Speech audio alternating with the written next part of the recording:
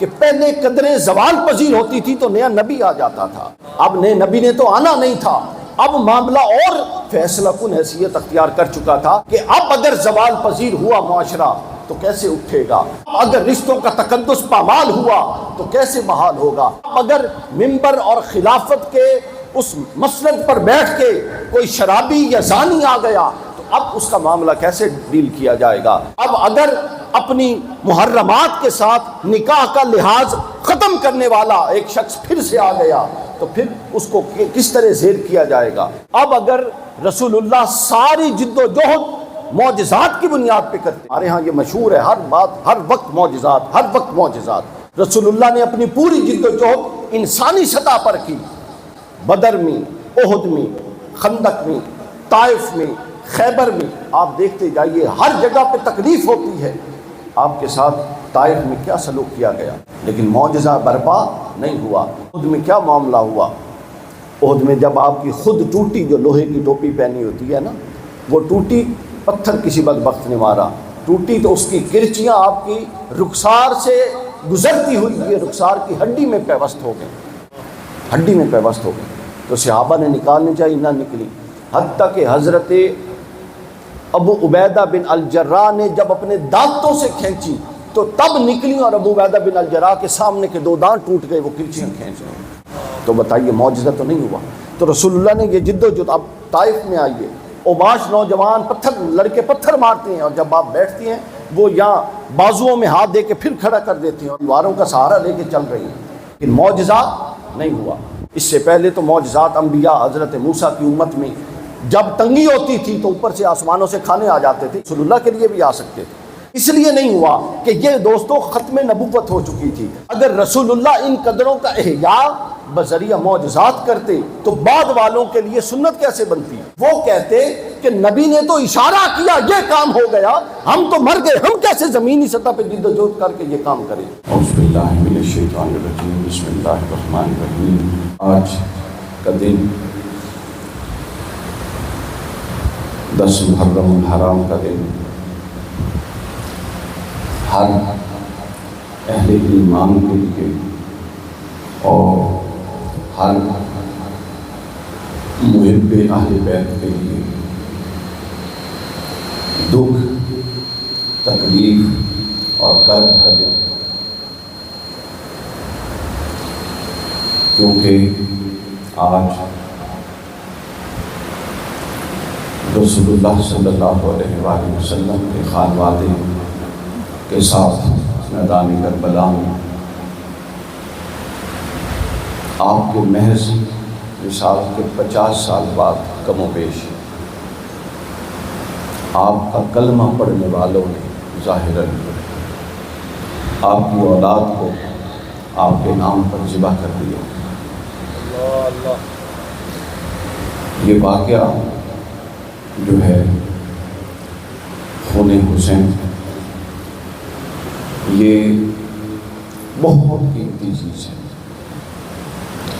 کوئی بہت بڑا غبن ہونے جا رہا تھا اور اسلام کے ساتھ بہت بڑا سانحہ ہونے کو تھا کہ حسین علیہ السلام نے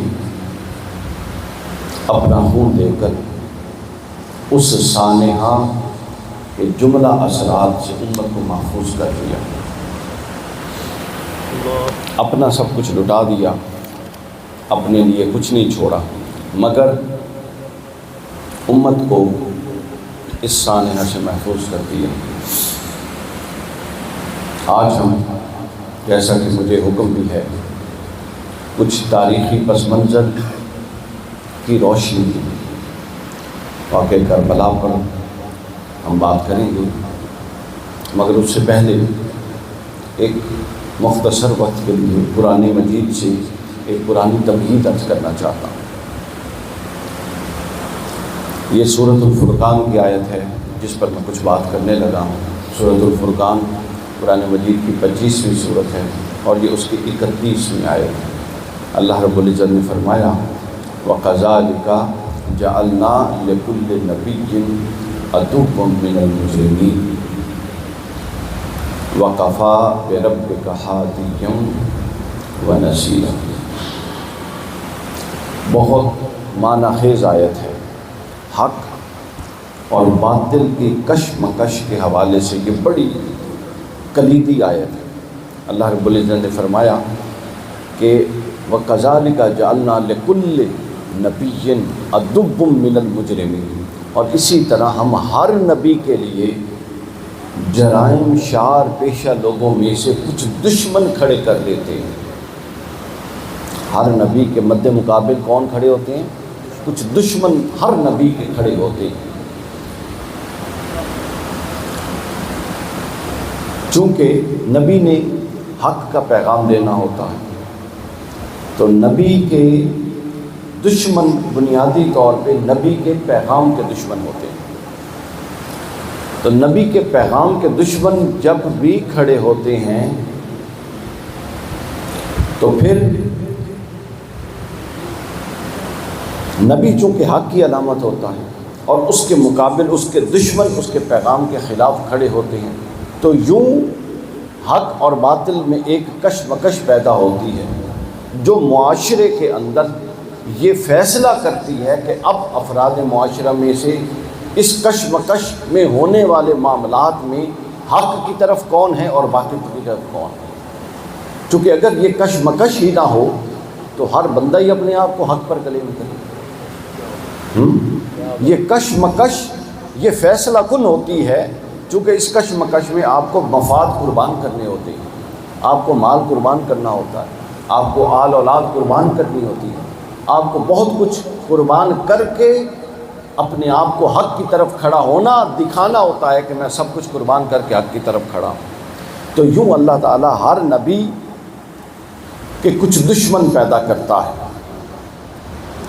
اب غور طلب بات ہے، توجہ فرمائیے گا کہ نبی کے دشمن جو ہوتے ہیں وہ بھی انسانوں میں سے ہوتے ہیں، اور پھر اللہ نے فرمایا کہ پھر اللہ جو ہے وَكَفَى بِرَبِّكَ، لیکن بالآخر فتح حق کی ہی ہونی ہوتی ہے کیونکہ اللہ حق کے ساتھ ہوتا ہے۔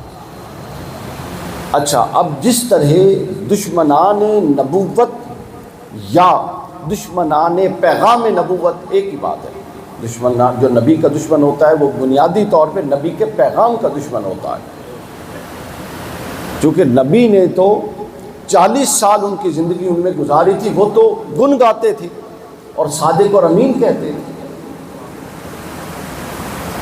اور ابن کثیر نے حضرت صالح علیہ السلام کے حوالے سے کہا کہ جب ابھی انہوں نے دعوت کا کام شروع نہیں کیا تھا، اعلان نبوت نہیں کیا، اور پھر بعد میں جب اعلان نبوت کیا تو ان کو برے کاموں سے روکنے لگے، تو وہ کہتے تھے کہ اے صالح، تمہیں تو ہم بڑا سمجھدار آدمی سمجھتے تھے، اب تمہیں کیا ہو گیا ہے کہ تم ہمارے مفادات کے خلاف باتیں کرتے ہیں؟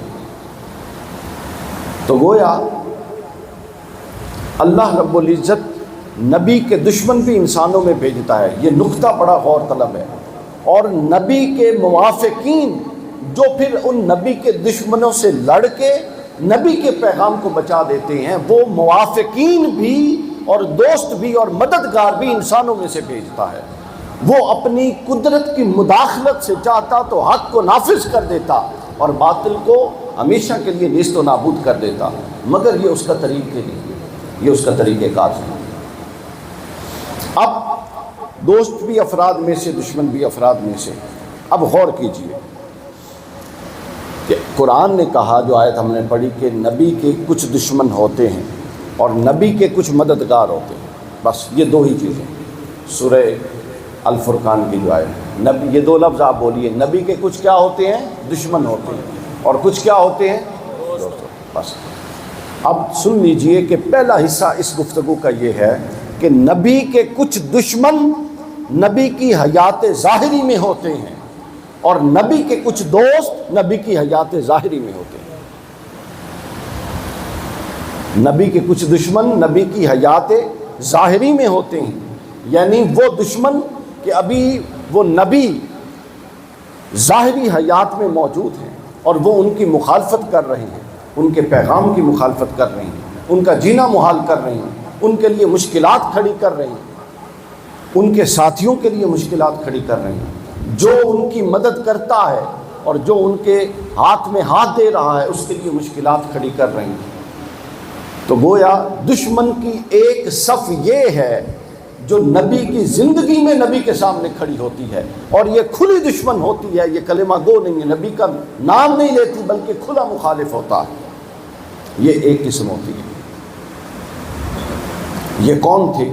اہل مکہ سارے اس قسم میں آتے ہیں جو پیغام کو روکنے والے تھے۔ اہل مکہ کے سارے سردار، ابو جہل، ابو لہب، ابو سفیان، مکی دور تک یہ سب کے سب دشمنان نبوت میں تھے جو پیغام نبوت کو روکنے والے تھے۔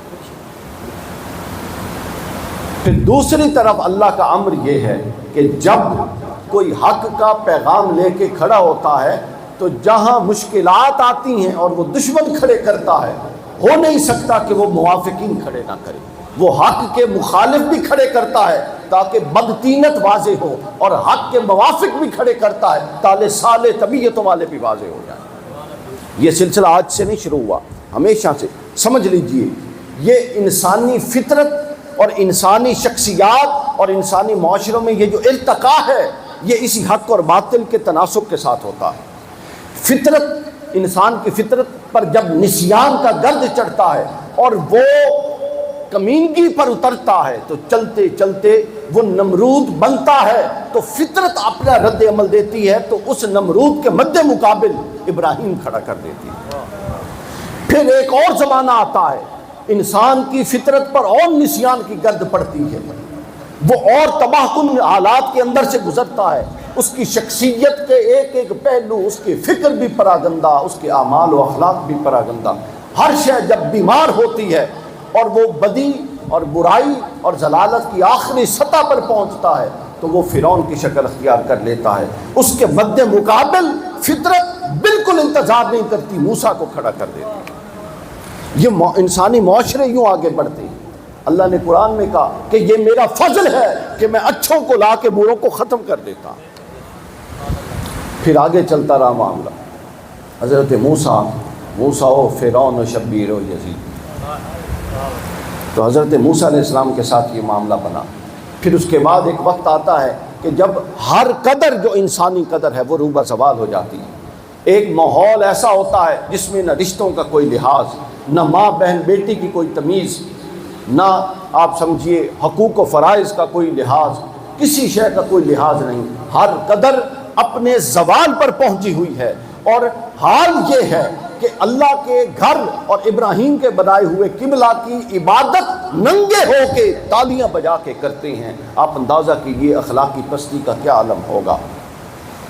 تو فطرت جب اس حد تک زوال پذیر ہوتا ہے ایک طرف، تو فطرت اپنا رد عمل دیتی ہے اور حضرت محمد رسول اللہ کو کھڑا کر دیتی ہے، اور حضور علیہ السلام اپنی جد و جہد سے پوری انسانی شخصیت کی ہر قدر اور انسانی معاشرے کی ہر قدر کو عروج بخش دیتے ہیں۔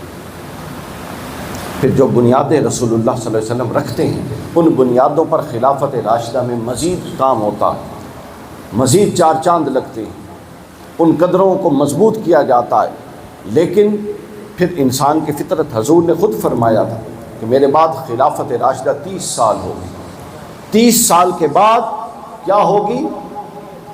ملوکیت ہوگی، اور کاٹ کھانے والی ملوکیت ہوگی۔ یہ جو کاٹ کھانا ہے نا، آپ کو کبھی گلیوں میں اکیلے گزرنے کا اتفاق ہوا ہے؟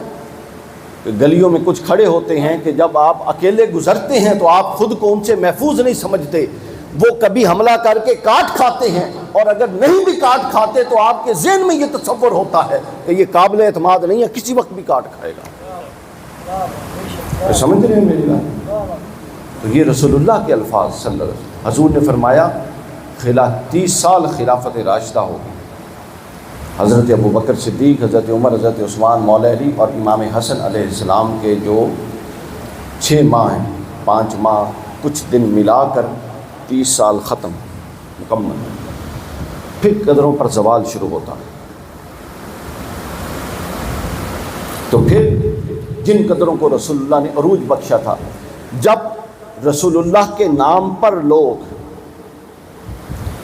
جو رسول اللہ کے ظاہر نام لینے والے تھے، تو جن قدروں کو آپ نے عروج بخشا تھا وہ قدریں دوبارہ زوال پذیر ہوتی ہیں، اور اپنی آخری حد تک زوال پذیر ہوتی ہیں، اور اس حد تک زوال پذیر ہوتی ہیں کہ اب معاملہ پہلے سے دوستو خطرناک تھا کہ پہلے قدریں زوال پذیر ہوتی تھی تو نیا نبی آ جاتا تھا، اب نئے نبی نے تو آنا نہیں تھا، اب معاملہ اور فیصلہ کن حیثیت اختیار کر چکا تھا کہ اب اگر زوال پذیر ہوا معاشرہ تو کیسے اٹھے گا، اب اگر رشتوں کا تقدس پامال ہوا تو کیسے بحال ہوگا، اب اگر منبر اور خلافت کے اس مسند پر بیٹھ کے کوئی شرابی یا زانی آ گیا تو اب اس کا معاملہ کیسے ڈیل کیا جائے گا، اب اگر اپنی محرمات کے ساتھ نکاح کا لحاظ ختم کرنے والا ایک شخص پھر سے آ گیا تو پھر اس کو کس طرح زیر کیا جائے گا، یہ سارے معاملے تھے۔ اور یہ بھی ذہن میں رکھ لیں کہ چونکہ نبوت ختم ہو چکی تھی، اب اگر رسول اللہ ساری جد و جہد معجزات کی بنیاد پہ کرتے، ہمارے ہاں یہ مشہور ہے ہر بات ہر وقت معجزات، رسول اللہ نے اپنی پوری جد و جہد انسانی سطح پر کی، بدر میں، احد میں، خندق میں، طائف میں، خیبر میں، آپ دیکھتے جائیے ہر جگہ پہ تکلیف ہوتی ہے، آپ کے ساتھ طائف میں کیا سلوک کیا گیا، لیکن معجزہ برپا نہیں ہوا۔ احد میں کیا معاملہ ہوا، احد میں جب آپ کی خود ٹوٹی، جو لوہے کی ٹوپی پہنی ہوتی ہے نا، وہ ٹوٹی پتھر کسی بدبخت نے مارا، ٹوٹی تو اس کی کرچیاں آپ کی رخسار سے گزرتی ہوئی یہ رخسار کی ہڈی میں پیوست ہو گئی، تو صحابہ نے نکالنی چاہیے، نہ نکلی، حتیٰ کہ حضرت ابو عبیدہ بن الجراح نے جب اپنے دانتوں سے کھینچی تو تب نکلی، اور ابو عبیدہ بن الجراح کے سامنے کے 2 دانت ٹوٹ گئے، وہ کرچیاں کھینچ گئے، تو بتائیے معجزہ تو نہیں ہوا۔ تو رسول اللہ نے یہ جد و جہد، اب طائف میں آئیے، اوباش نوجوان لڑکے پتھر مارتے ہیں، اور جب آپ بیٹھتی ہیں وہ یہاں بازوؤں میں ہاتھ دے کے پھر کھڑا کر دیتی ہیں، اور آپ دیواروں کا سہارا لے کے چل رہی ہیں، لیکن معجزہ نہیں ہوا۔ ایک بات اب توجہ میری طرف رکھیے، معجزہ نہیں ہوا، کیوں نہیں ہوا؟ اس سے پہلے تو معجزات انبیاء، حضرت موسیٰ کی امت میں جب تنگی ہوتی تھی تو اوپر سے آسمانوں سے کھانے آ جاتے تھے، یہ رسول اللہ کے لیے بھی آ سکتے تھے، اس لیے نہیں ہوا کہ یہ دوستو ختم نبوت ہو چکی تھی۔ اگر رسول اللہ ان قدروں کا احیاء بذریعہ معجزات کرتے تو بعد والوں کے لیے سنت کیسے بنتی؟ وہ کہتے کہ نبی نے تو اشارہ کیا یہ کام ہو گیا، ہم تو مر گئے، ہم کیسے زمینی سطح پہ جد و جہد کر کے یہ کام کریں؟ حضور نے فرمایا نہیں، میں خود بھی انسانی سطح پر جد و جہد کروں گا، اور میں اپنے بعد انسانی سطح پر جد و جہد کرنے کا اور قربانیاں دینے کا اور احسار کرنے کا وہ نمونہ چھوڑ کے جاؤں گا کہ تاریخ انسانیت کیا، تاریخ انبیاء کیا، تاریخ صالحین کیا، کسی نے اتنا جگر کر کے حق کے لیے وہ کچھ نہیں لٹایا ہوگا جو میں لٹا کے جاؤں گا یا لٹانے والا دے کر جاؤں گا۔ یہ وجہ تھی کہ کربلا میں بھی لوگ اعتراض، جن لوگوں کی فکر خام ہے نا، وہ اعتراض کرتے ہیں کہ کربلا میں معجزہ یا کرامت کیوں نہیں ہوئی۔ ان سے یہ سوال کیا جائے کہ طائف میں کرامت کیوں نہیں ہوئی، احد میں کرامت کیوں نہیں ہوئی، جب رسول اللہ کو پتھر مارے جا رہے تھے تب کرامت کیوں نہیں ہوئی؟ سمجھ آئیے؟ تو یہ ختم نبوت کا تسلسل تھا۔ تو میں عرض کر رہا تھا کہ رسول اللہ صلی اللہ علیہ وسلم کے بعد جب پھر قدریں روبہ سوال ہوئی تو فطرت نے اپنا رد عمل دیا، اور فطرت کا کج پہلو جب رد عمل دیتا ہے تو یزید کھڑا کر دیتا ہے، اور فطرت کا مثبت پہلو جب رد عمل دیتا ہے تو حسین ابن علی کھڑا کر دیتا ہے۔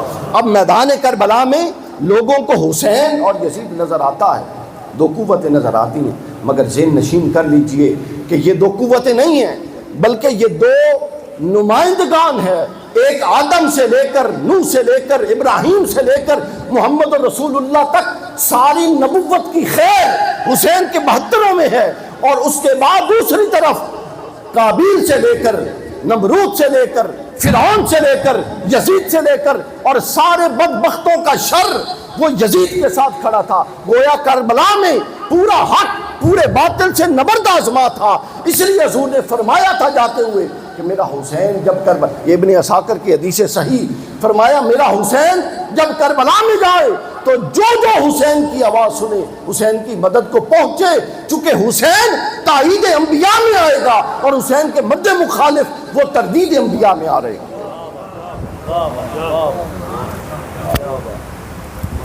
تو گویا ایک صورت یہ ہوتی ہے دشمنوں کی جو ظاہر ہوتے ہیں، اہل مکہ کی میں نے مثال دے دی. اور ایک صورت مددگاروں کی دوستوں وہ ہوتی ہے جو ظاہر زندگی میں مددگار بھی ہوتے ہیں. اب اہل مکہ میں اگر دشمن تھے، اہل مکہ میں اگر کون تھے؟ دشمن تھے، جیسا کہ میں نے بتا دیا، تو اہل مکہ میں مددگار بھی تھے. ادھر اگر ابو جہل ابو لہب تھا تو اللہ نے ادھر خدیجۃ الکبریٰ کو بھی کھڑا کر دیا. اللہ نے اگر ادھر ابو سفیان تھا مکی دور میں تو اللہ نے ادھر ابو طالب کو بھی کھڑا کر دیا. ہائے ہائے. ابن ہشام نے ایک واقعہ لکھا ہے، بڑا خوبصورت واقعہ، سیرت ابن ہشام میں، قبلہ جی آپ کے خدمت میں شرح. وہ کہتے ہیں بڑے انہوں نے جب معاملات کر لیے نا کہ حضور علیہ السلام اپنی دعوت سے بھی پیچھے نہیں ہٹ رہے اور حضرت ابو طالب حضور کی نصرت سے بھی پیچھے نہیں ہٹ رہے. یہ دو معاملے تھے، ذہن میں رکھ لیجیے.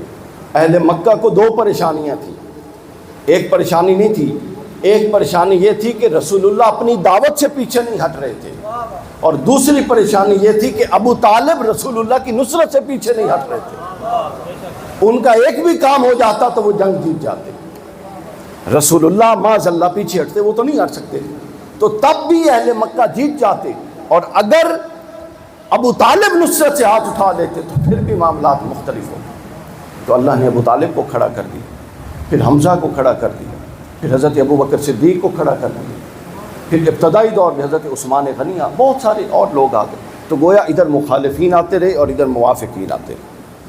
یوں کر کے ان موافقین نے اگرچہ کہ کم تھے، مخالفین کو شکست دی اور اسلام کا جھنڈا گاڑ دیا. اب اگلے فیز میں داخل ہوتے ہیں کہ رسول اللہ صلی اللہ علیہ وسلم حیات ظاہری سے پردہ فرما گئے، اس دنیا سے چلے گئے، مزار اقدس میں تشریف فرما ہوئے. جو میں نے فطرت کا تسلسل بتایا کہ فطرت کا تسلسل یہ ہے کہ انسانی فکر پر نسیان کی گرد پڑتی ہے اور وہ اپنی اصل راہ سے ہٹتی ہی ہٹتی ہے. یہ میں نے بتا دیا نا. تو انسانی فطرت اس سے باز نہیں آتی. رسول اللہ صلی اللہ علیہ وسلم کے بعد پھر انسانی فطرت پلٹی اور اس نے پھر وہ ذہنوں پر گرد ڈالی. لیکن بدقسمتی یہ کہ پہلے ظاہراً جو دشمن ہوتے ہیں وہ سامنے کھڑے ہوتے ہیں. تو رسول اللہ صلی اللہ علیہ وسلم کی وفات کے بعد جس طرح حیات میں دوست بھی تھے اور دشمن بھی تھے، اسی طرح وفات کے بعد آپ کے دوست بھی اللہ نے کھڑے کیے اور دشمن بھی اللہ نے کھڑے کیے. اور یہ جو وفات کے بعد دشمن کھڑے کیے، انہوں نے بڑے باتوں کی کلی کھول دی. انہوں نے بعد والوں میں، کھڑے ہونے والوں میں بتا دیا کہ پہلے کون کس نیت سے کھڑا تھا، پہلے کون کس کس نیت سے کھڑا تھا. تو رسول اللہ صلی اللہ علیہ وسلم کی حیات کے بعد جو آپ کے دشمن سامنے آئے وہ بنو امیہ کا پورا طبقہ تھا. اور اس کا اظہار برملا یزید ابن معاویہ نے اس وقت کیا تھا جب حضرت امام علی مقام کا سر انور اس کے سامنے تھے.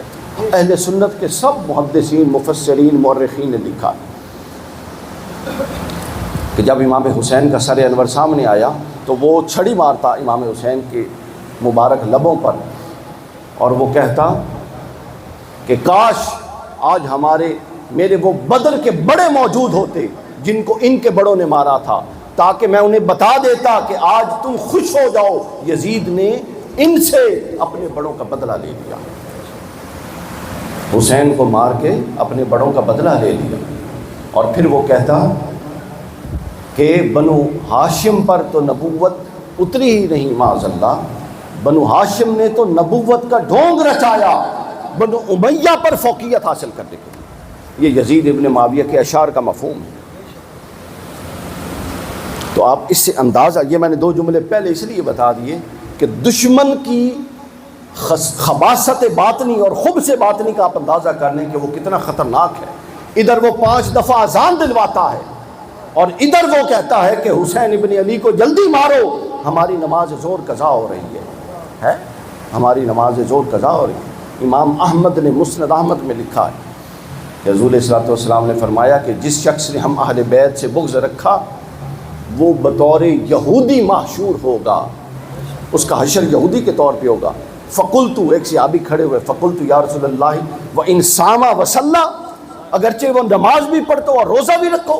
حضور نے فرمایا نا وَإِن صَامَ وَصَلَّى، بے شک وہ نماز بھی پڑھتا ہو روزہ بھی رکھتا ہو. وَإِنَّهُ زَعَمَ مُسْلِمٌ، وہ اپنے آپ کو مسلمان سمجھتا ہو، مسلمان کے طور پہ مرا ہو، مسلمان کے طور پہ نماز جنازہ ہوئی ہو، مسلمان کے طور پہ دفنایا گیا ہو، مگر اٹھے گا یہودی، چونکہ ہم اہل بیت میں سے کسی ایک کے بارے میں دل میں بغض رکھا ہوا تھا.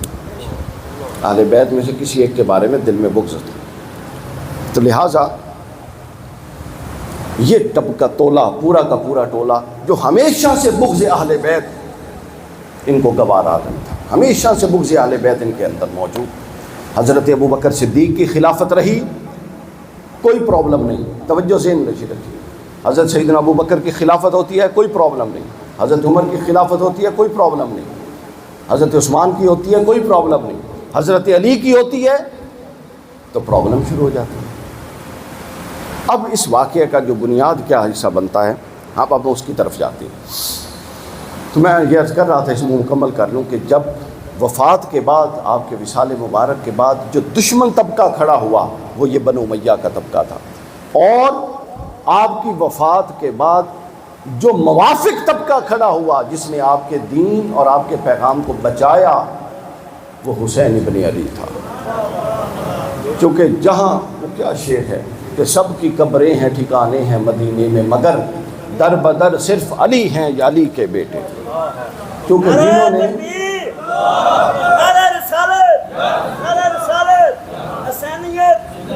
جنہوں نے دین بچانا ہوتا ہے وہ پھر در بدر ہی دھکے کھاتے ہیں، وہ در بدر دھکے کھاتے ہیں دوستوں. تو حضرت یہ میں نے آپ کو ایک بات بتا دی. اب ہم تھوڑے پس منظر کی طرف چلتے ہیں کہ اس واقعے کی بنیاد کہاں پڑی. چونکہ تھوڑا معاملہ نازک ہوتا ہے تو بڑے تحمل سے بات سنیے، اور میں ساتھ ساتھ ریفرنسز دیتا جاؤں گا ان ائمہ محدثین کی گرفت کیجیے اگر کسی کا دل چاہے. میں تو صرف ناقل ہوں، کیوں شادی ہیں، میں تو صرف ناقل. کتاب کا نام ہے تاریخ الخلفاء اور اس کے مصنف ہے امام جلال الدین سیوطی صاحب جلالین، اور باب ہے حضرت سیدنا عثمان غنی. حضرت عثمان کے ساتھ چونکہ حضرت عثمان غنی رضی اللہ تعالیٰ عنہ کے یہ میں بالکل بنیاد بنا رہا ہوں جس سے پھر آگے چیزیں خود بڑھتی گئی. حضرت عثمان کے ساتھ بعض صحابہ کرام کی ناراضگی تھی، جس میں حضرت ابو ذر غفاری تھے، ان کا پورا قبیلہ تھا، حضرت عمار بن یاسر تھے، ان کا پورا قبیلہ تھا، اور بہت سارے لوگ تھے. اس دوران ایک شخص تھا جس کا نام تھا عبداللہ بن ابی سرا، یہ مصر کا گورنر تھا اور مرتد بھی رہ چکا تھا، مصر کا گورنر تھا. اور اس کے بارے میں سنن ابن ماجہ میں حدیث پاک کہ رسول اللہ نے جن 4 شخصوں کے بارے میں فرمایا تھا فتح مکہ کے دن کہ ہر ایک کے لیے رحمت ہے، آج کسی کے لیے زحمت نہیں، لیکن 4 کو بندہ فرمایا تھا کہ ان 4 کو جہاں پاؤ حتیٰ کہ کعبے کے خلاف میں بھی چھپے ہو ان کا خون حلال ہے، ان کی گردن اڑا دو. عبداللہ بن ابی سرا ان میں سے. اب حضرت عثمان غنی نے ان کو اپنے پاس پناہ دے دی اور رسول اللہ کی خدمت میں لے کر آ گئے کہ یا رسول اللہ اس کو میں لایا ہوں، اس کو معاف کر دیں. اب رحمت للعالمین، اور رسول اللہ نے تو کبھی کلمہ کے علاوہ لا کا لفظ ہی نہیں بولا. حضرت انس کہتے تو حضور کی فطرت میں تو انکار ہی نہیں تھا. تو حضور علیہ الصلوۃ والسلام کی ناراضگی اور ناپسندیدگی کی آخری سطح یہ ہوتی تھی کہ آپ اپنا چہرہ انور دوسری طرف کر لیتے. تو سنن ابن ماجہ میں ہے کہ حضور نے اپنا چہرہ انور دوسری طرف کر لیا. حضرت عثمان غنی اس طرف سے ان کو لے کر آئے تو حضور نے چہرہ انور اس طرف کر لیا، اور جب اس طرف سے لے کر آئے تو پھر تیسری دفعہ اس طرف کر لیا، اور تیسری دفعہ جب گزارش کی کہ یا رسول اللہ اس کو معاف کر دیجیے، حضور نے فرمایا چلے جائے، معاف کیا، ختم. ابھی وہ جا رہا تھا تو حضور نے صحابہ پر ناراضگی کا اظہار کیا، فرمایا کہ تم لوگوں نے میرے چہرے کو پلٹنا دیکھا، تم میں سے کوئی کھڑا کیوں نہیں ہوا کہ اس بدبخت کا سر اتار دے. میری تو شان یہ ہے کہ میرے تو در پہ جو آ جائے میں اس کو خالی موڑتا نہیں، مگر تم تو میرے مزاج شناس تھے نا، تم میں سے کوئی کھڑا کیوں نہیں ہوا. خیر یہ مصر کا گورنر تھا حضرت عثمان کے دور میں، ظالم آدمی تھا، بہت ظلم کرتا تھا. مصر سے بہت ساری شکایات ہیں. ادھر میں نے آپ کو بتا دیا کہ کافی قبائل صحابہ کے حضرت سیدنا عثمان غنی رضی اللہ تعالیٰ سے ناراض تھے، چونکہ حضرت عثمان پر یہ اعتراض وہ کرتے تھے کہ آپ سینئر صحابہ کو معزول کر کے جونیئر جو لوگ ہیں اور جو تعلق دار ہیں آپ کے، آپ ان کو عہدے دیتے ہیں. یہ اختلاف تھا. اب کیا ہوتا ہے، عبداللہ بن ابی سرا کی ظلم کی مصر میں حد ہو گئی. ایک قافلہ آیا، دوسرا کا صحابہ کرام نے کہا، حضرت مولا علی نے کہا کہ آپ اس کو سزا دیں، آپ کے خلاف ماحول بن رہا ہے. حضرت عثمان نے فرمایا اچھا، تھوڑی تاخیر کی، تعمل کیا، پھر دوبارہ، حتیٰ کہ مصر سے 700 لوگوں کا وفد آیا عبداللہ بن ابی سرا کے خلاف حضرت عثمان کی خدمت. حضرت مولا علی، حضرت طلحہ، زبیر، عشرہ مبشرہ کے جتنے صحابی حیات تھے وہ سارے موجود. سب نے کہا کہ ایکشن لیں. حضرت عثمان نے ایک خط نامہ لکھا اور عبداللہ بن ابی سرا کو معزول کیا اور فرمایا کہ اب تم اس کو معزول کروا رہے ہو تو مجھے الٹرنیٹ بندے کا نام تجویز کرو، سیٹ تو خالی نہیں رکھنی. تو حضرت علی، حضرت طلحہ، زبیر سب نے متفقہ طور پہ جس کا نام دیا وہ تھے ابو بکر صدیق کے بیٹے محمد بن ابی بکر. ٹھیک ہو گیا. اب محمد بن ابی بکر کو نامہ، اپوائنٹمنٹ لیٹر اور ساتھ کچھ انصار اور کچھ مہاجرین صحابہ کو روانہ کر دیا حضرت عثمان نے، چونکہ حضرت عثمان اس کی فطرت خبیثہ سے واقف تھے کہ چارج لینے دینے میں کوئی مسئلہ نہ کرے، کچھ مددگار صحابی ساتھ بھیج. اب کیا ہوتا ہے دوستوں، اب یہ دیکھیے کہ تاریخ کے ساتھ ظلم کیا ہوا، اور دوسرا یہ دیکھنا ہے کہ تاریخ کے ساتھ گیم کی کن لوگوں نے، یہ آپ لوگوں نے دیکھنا ہے. کون تھا جو کبھی کسی کے ساتھ مخلص نہیں تھا. سر 3 دن ہوتے ہیں، لوگ چلے ہوئے ہیں، اور تیسرے دن کا سفر شروع ہوتا ہے تو آگے یہ لوگ، اب محمد بن ابی بکر اور صحابہ کرام یہ دیکھتے ہیں کہ ایک شخص اونٹنی پہ جا رہا ہے اور تیزی سے فرار، نظریں چرا کے فراری کی کوشش کرتا ہے. وہ مشکوک آدمی لگتا ہے. وہ صحابہ آگے بڑھ کے اس کو پکڑ لیتے ہیں، اس سے پوچھتے ہیں اوہ تو کون ہے؟ وہ کہتا ہے میں حضرت عثمان کا غلام ہوں. کہاں جا رہا ہے؟ آئیں بائیں شائیں کرتا ہے. جب 2-3 لگتی ہیں تو بتا دیتا ہے مصر جا رہا ہوں. پھر دوسرے صحابی نے پوچھا کون ہے؟ تو اس نے خطرناک جملہ بولا جہاں سے یہ بلی تھیلے سے باہر آ جائے گی. اس نے کہا میں مروان کا غلام ہوں. کیا کہا؟ میں مروان کا غلام ہوں. پھر دوسرے صحابی نے پوچھا، کہتا نہیں میں حضرت عثمان کا غلام ہوں. خیر انہوں نے جب تلاشی لی تو کچھ نہیں نکلا، لیکن ان کو اطمینان نہیں ہوا چونکہ اس کی حواس اور اس کی پوری باڈی لینگویج ایسی تھی کہ یہ جاسوس ہے، کوئی خرابی کرنے جا رہا ہے. تلاشی لی تو اس کے پاس ایک مشکیزہ تھا اور مشکیزے میں پانی نہیں تھا. اس چیز نے اور مشکوک کر دیا کہ مشکیزہ تو سفر میں رکھتے تھے پانی کے لیے، یہ خالی مشکیزے کہاں لے کر جا رہا ہے. جب مشکیزہ پکڑ کے ہلایا تو اس کے اندر سے آواز آئی، چونکہ اس دور میں کاغذ تو ہوتا نہیں تھا، چمڑے پر لکھا تھا، تو چمڑے کا ٹکڑا مشکیزے کے اندر تھا. انہوں نے اس کو اتھیڑا اور اندر سے ایک ایسا خط نکلا. وہ خط بنیاد ہے جس نے اسلام کی تاریخ اور مسلمانوں کے فرقے بندیوں کی جو بنیاد بنا، وہ خط تھا. وہ خط کیا تھا؟ وہ خط یہ تھا کہ حضرت عثمان رضی اللہ تعالیٰ عنہ کی طرف سے عبداللہ بن ابی سرا کو لکھا جا رہا تھا کہ میں،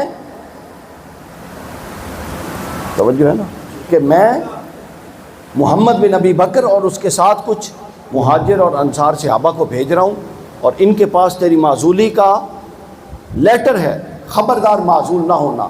محمد بن ابی بکر اور ان سارے لوگوں کو وہیں پہ مار دینا، قتل کر دینا، ان کے سر قلم کر دینا اور خود اپنی نشست پر جم کے رہنا تا وقت کہ میں کوئی دوسرا حکم بھیجوں. اور نیچے حضرت عثمان کی مہر. بندہ پکڑا گیا.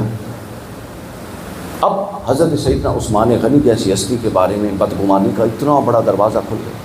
محمد بن ابی بکر سمجھدار آدمی تھے، انہوں نے وہیں پر خط لیا اور سارے صحابہ کو جمع کر کے بٹھایا اور انہوں نے دیکھا کہ یہ دیکھیں. اب اس وقت تک تو حضرت عثمان پر تھا نا، تو یہ دیکھیں کہ عثمان نے کیا کیا. انہوں نے وہاں سب پر دستخط لیے کہ سب نے پڑھا ہے، یہ لکھا ہوا ہے. اس کے بعد 2 صحابہ کے حوالے کیا اور مصر کی بجائے واپس پلٹ آئے. یہ جو محاصرہ رہا نا حضرت عثمان غنی کے گھر کا، یہ وہ لوگ تھے جو مصر سے 700 پہلے آئے ہوئے تھے عبداللہ بن ابی سرا کی مخالفت میں، اور یہ سارے کے سارے پلٹ آئے، اور جب یہ پلٹے تو پھر ان کے قبائل آ کے کھڑے ہو گئے احتجاج کرنے کہ ہمیں سچ بات بتائیں۔ واپس پہنچتے ہیں، حضرت علی کو بلاتے ہیں، حضرت مولا علی کا پورے مسئلے میں دوستوں جتنا پازیٹیو کردار علی اور علی کے بیٹوں کا ہے کسی کا نہیں ہو سکتا۔ حضرت علی نے فرمایا کہ تم یہاں بیٹھ کر عثمان کے بارے میں بدگمانیاں کر رہے ہو، ہمیں حضرت عثمان کے پاس جانا چاہیے۔ وہ فوراً لے کر حضرت عثمان کے پاس پہنچ گئے، اور سب سے پہلے اس کو پکڑتا حضرت علی نے جہاں سے پکڑا اور فرمایا کہ یہ آپ کا غلام ہے؟ حضرت عثمان نے کہا ہاں یہ میرا غلام ہے۔ پوچھا کیا یہ آپ کا اونٹ ہے؟ حضرت عثمان نے کہا ہاں یہ میرا اونٹ ہے جس پر وہ جا رہا۔ دو چیزیں تو ثابت ہو۔ پھر اس کے بعد حضرت علی نے وہ خط لیا اور سامنے رکھ دیا۔ حضرت عثمان سے پوچھتے ہیں کیا یہ خط آپ نے لکھا ہے؟ ادھر آپ ہمیں یہ خط لکھ کے دے رہے ہیں کہ وہ معزول ہے اور محمد بن ابی بکر وہاں کا گورنر ہوگا، اور ادھر یہ خط لکھ رہے ہیں۔ حضرت عثمان غنی نے 3 دفعہ قسم اٹھائی اور فرمایا واللہ مجھے نہیں معلوم کہ یہ خط کہاں لکھا گیا، کس نے لکھا اور کس مقصد کے لیے لکھا۔ اس کے بعد حضرت علی نے فرمایا یہ جو نیچے مہر ہے کیا یہ آپ کی نہیں ہے؟ حضرت عثمان نے فرمایا مہر بھی میری ہے۔ بس یہ معاملہ ہوا کہ ایک باہر رولا ڈل گیا، لوگوں نے کہا کہ ہر بندہ اس جو اندر سے آ بھی گئے تھے جو سینئر تھے وہ تو حضرت عثمان کی ان قسموں کا اعتبار کر گئے، اور ان کی شخصیت بھی اسی قابل ہے کہ وہ ایسا کام نہیں کر سکتے۔ لیکن ہوا کیا کہ ہر ایک جب موب اکٹھا ہوتا ہے تو مجمع کو سمجھانا سارے معاملات وہ اتنا آسان نہیں ہوتا۔ اب حضرت علی کرم اللہ وجہ، سبحان اللہ، کیا حضرت علی کا کمال ہے۔ حضرت علی نے یہاں پر تحقیق نہیں روکی، انہوں نے کہا کہ اگر یہ سب کچھ ہے تو یہ ڈھونڈا جائے کہ پھر عثمان کے نام پر یہ خط کون بھیج رہا تھا۔ حضرت علی نے لکھائی کے ماہرین بلوائے، اس دور میں بھی ہوتے تھے، تو جب انہوں نے تحقیق کی تو الفاظ کے بناوٹ پر، حروف کی بناوٹ پر معاملہ یہ نکلا کہ یہ خط مروان بن حکم نے لکھ کر بھیجا، اور حضرت عثمان کی مہر مروان نے چوری کر کے اپنے پاس رکھی ہوئی ہے، کیونکہ وہ داماد بھی تھا، گھر میں آنا جانا تھا۔ اب حضرت دیکھیے حضرت علی بات وہاں بھی تو چھوڑ سکتے تھے، سبحان اللہ، نہیں چھوڑی۔ جب یہ معاملہ بڑھا تو پھر بات واضح ہو گئی، اب لوگ پلٹے مروان کی طرف، مروان آ کے چھپ گیا حضرت عثمان کے گھر میں۔ لوگ کہتے تھے کہ مروان کو ہمارے حوالے کریں، یہ سلطنت اسلامیہ میں اتنا بڑا فساد ڈال رہا ہے۔ حضرت عثمان غنی نے اپنی طبیعت کے اس نرمی کے پہلو کے پیش نظر اس کو لوگوں کے حوالے کرنے سے تھوڑا تعامل کیا۔ اس کے بعد موب آؤٹ آف کنٹرول ہو گئے۔ باقی بات آپ سمجھ گئے، سمجھ گئے۔ اب یہ وہ بندہ تھا مروان۔ اب میں تھوڑا سا بتاؤں چونکہ جو یزیدیت ہے یہ مروانیت کی ڈیولپڈ فارم ہے، جو مروانیت ہے یہ یزیدیت کی ابتدائی فارم ہے۔ اب ہوتا کیا ہے کہ جو مروان ہے، اور یہ وہ لوگ تھے جن پر رسول اللہ نے لعنت کی تھی، اس کو اور اس کے باپ کو لعنت کر کے بدر کر دیا تھا۔ حضرت ابوبکر نے اور دور بھیجا، حضرت عمر نے اور دور بھیجا، بعد میں پھر یہ واپس آ گئے۔ تو ہوتا دوستو یہ ہے کہ یہ وہ مروان ہے کہ امام حسن، اب یہ اس جیسا شخص جس کا کردار یہ ہے، یہ شخص مدینہ کا گورنر اور مسجد نبوی کے ممبر پر خطاب کرتا ہے۔ مسجد نبوی کا ممبر اس جیسے شخص کے حوالہ کرنا، اللہ اکبر کبیرہ۔ اور یہ وہ شخص ہے کہ امام حسن اور امام حسین سامنے بیٹھے ہیں، اور یہ امام حسن اور امام حسین پر لعنت بھیجتا تھا، اہل بیت پر کہتا تھا تم اہل بیت ملعون ہو۔ حالانکہ یہ خود وہ تھا کہ جس پر اور اس کے باپ پر رسول اللہ نے لعنت بھیجی تھی، اور یہ مستحق لعنت تھے سب بدبخت اور بے شرم لوگ۔ مگر یہ بغض اہل بیت میں اتنی کمینگی کی حد تک آگے بڑھ چکے تھے، اتنی کمینگی کی حد تک اہل بیت پر منبروں پر سب و شتم کرواتے تھے کہ جب حضرت عمر بن عبدالعزیز نے یہ سب و شتم بند کروایا تو ان کے قصر کے باہر احتجاج ہوا.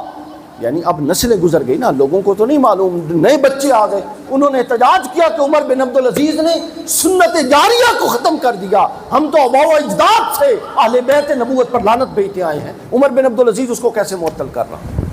یہ ظلم ہوا ہے اہل بیت پر. آپ حسین کے قتل اور حسین کے تیروں کو پیٹتے ہیں. وہ تو کوئی حسین تو وہ تھا کہ جو موت کی آنکھوں میں آنکھیں ڈالتا تھا، شہادت تو وہ تھی جو بعد میں سیدہ زینب کی چادر اور خیموں کو آگ لگا کے کی گئی. ظلم تو وہ تھا. تو یہ لوگ بغض میں بھرے ہوئے تھے، کسی حد تک بھی جانے کے لیے تیار تھے، کسی حد تک بھی جانے کے لیے تیار. اب یہاں پر اگلی بات بتاؤں کہ ان لوگوں نے کیا کیا تھا. اب کوئی پوچھ سکتا ہے نا کہ انہاں دا قصور کی ہے، امام حسین کو ضرورت کیا پیش آئی پوچھنے کی. تو میں آپ کو صرف وہ کیا کہتے ہیں کہ ایک چھوٹا سا 2-3 منظر دکھانا چاہتا ہوں. 2-3 منظر. یہ حدیث پاک ہے جی میرے سامنے، حدیث کے یہ امام ذہبی نے اس کو بیان کیا ہے کہ حضرت ابو ہریرہ رضی اللہ تعالیٰ عنہ بیان کرتے ہیں، اور بہت ساری کتابوں میں یہ حدیث بیان کی گئی. حضرت ابو ہریرہ بیان فرماتے ہیں کہ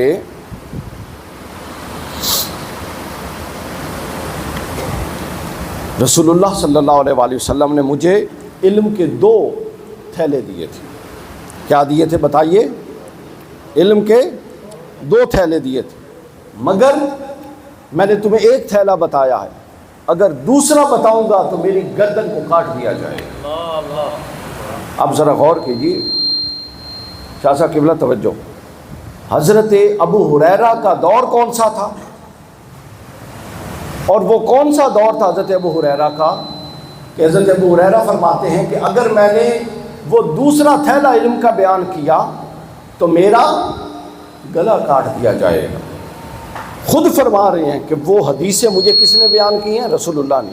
اور اگر میں نے وہ تمہیں بیان کی تو میرا گلا کاٹ دیا جائے گا. تو ذرا سوچئے تو صحیح کہ وہ کون سا دور تھا، وہ کون سا دور حکومت تھا کہ ابو ہریرہ جیسا صحابی حدیث بیان نہیں کرتا، وہ کہتا ہے میں نے حدیث بیان کی تو میرا گلا کاٹ دیں گے. کبھی توجہ فرمائی آپ نے؟ یہ حدیث تو ہر وقت سنتے ہیں حضرت ابو ہریرہ کے کہ مجھے رسول اللہ نے 2 تھیلے دیے. امام ابن حجر نے اس کی شرح کر دی. امام ابن حجر کہتے ہیں اس میں ان بعض علامات قیامت اور ان فتنوں کا ذکر تھا جو رسول اللہ کی وفات کے بعد بنو امیہ کے حکمرانوں کی صورت میں آنے والے تھے، جس میں پھر حضرت ابو ہریرہ فرماتے ہیں کہ میں ان کے نام بھی جانتا ہوں، ان کے باپوں کے نام بھی جانتا ہوں، ان کی شجروں کو بھی جانتا ہوں. آپ اندازہ کر لیجیے. بس صرف اتنی بات پر غور کرنا ہے کہ وہ کون سا دور تھا کہ حضرت ابو ہریرہ حدیث بیان نہیں کر سکتے تھے. اب آگے چلیے. ملا علی قاری اس کو بیان کرتے ہیں، امام ابن حجر نے اس کو بیان کیا. اچھا، صحیح بخاری کی حدیث نمبر 530 بڑی غور طلب. اب توجہ میری طرف. امام حسین نے موومنٹ کیوں کی اور حالات کیا تھے، اور یہ ٹولہ جس کی میں نے حضرت عثمان کے دور کی ایک مثال دی، اس ٹولے نے دین کا کیا حال کیا تھا، ذرا سن لیجیے. یہ صحیح بخاری حدیث نمبر 530. کوئی دنیا کا بندہ پوچھے تو اس کو یہ حدیث 530 صحیح بخاری کی دکھائیں. قال الزہری دخلت علی انس بن مالک بدمشق وہو یبکی فقلت ما یبکیک. امام زہری نے نقل کیا، کہتے ہیں انس بن مالک کے پاس میں حاضر ہوا، اب بہت بڑے صحابی، میں حاضر ہوا تو وہ رو رہے تھے. تو میں نے کہا کہ اے انس بن مالک آپ کیوں روتے ہیں؟ فقال لا اعرف شیئا مما ادرکت الا هذه الصلاۃ وهذه الصلاۃ قد وضعت. حضرت انس بن مالک فرماتے ہیں کہ میں اس لیے رو رہا ہوں کہ میرے نبی جو دین چھوڑ کر گئے تھے ان بدبختوں نے سب کچھ بدل لیا، الا هذه الصلاۃ. اب صرف ایک چیز باقی ہے، وہ نماز ہے جو پڑھی جا رہی ہے، باقی سب کچھ بدل دیا گیا. یہ صحیح بخاری 530 نمبر حدیث. پھر آگے چلیے.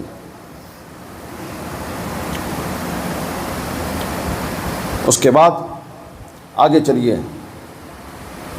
قال عطا اخر الولید الجمعہ حتی امسا فجئت فصلیت الظہر.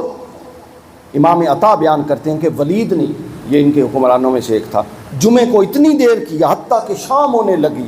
یہ لمبی لمبی چھوڑتے تھے نا جب اس میں ممبر پہ آ کے اہل بیت کے خلاف اور اپنی شانوں میں. اب پتہ ہے کیا ہوا، یہ بات بھی سنیے. اہل بیت کے خلاف 2 ادوار میں حدیثیں وضع ہوئیں. دور بنو امیہ کا تھا لیکن 2 سٹیپس میں. ایک سٹیپ یہ تھا کہ جو فضیلت آل نبی کی تھی وہ فضیلت ادھر ڈال دی، کبھی کسی پر ڈال دی، کبھی حضرت معاویہ پر، کبھی کسی پر ڈال دی.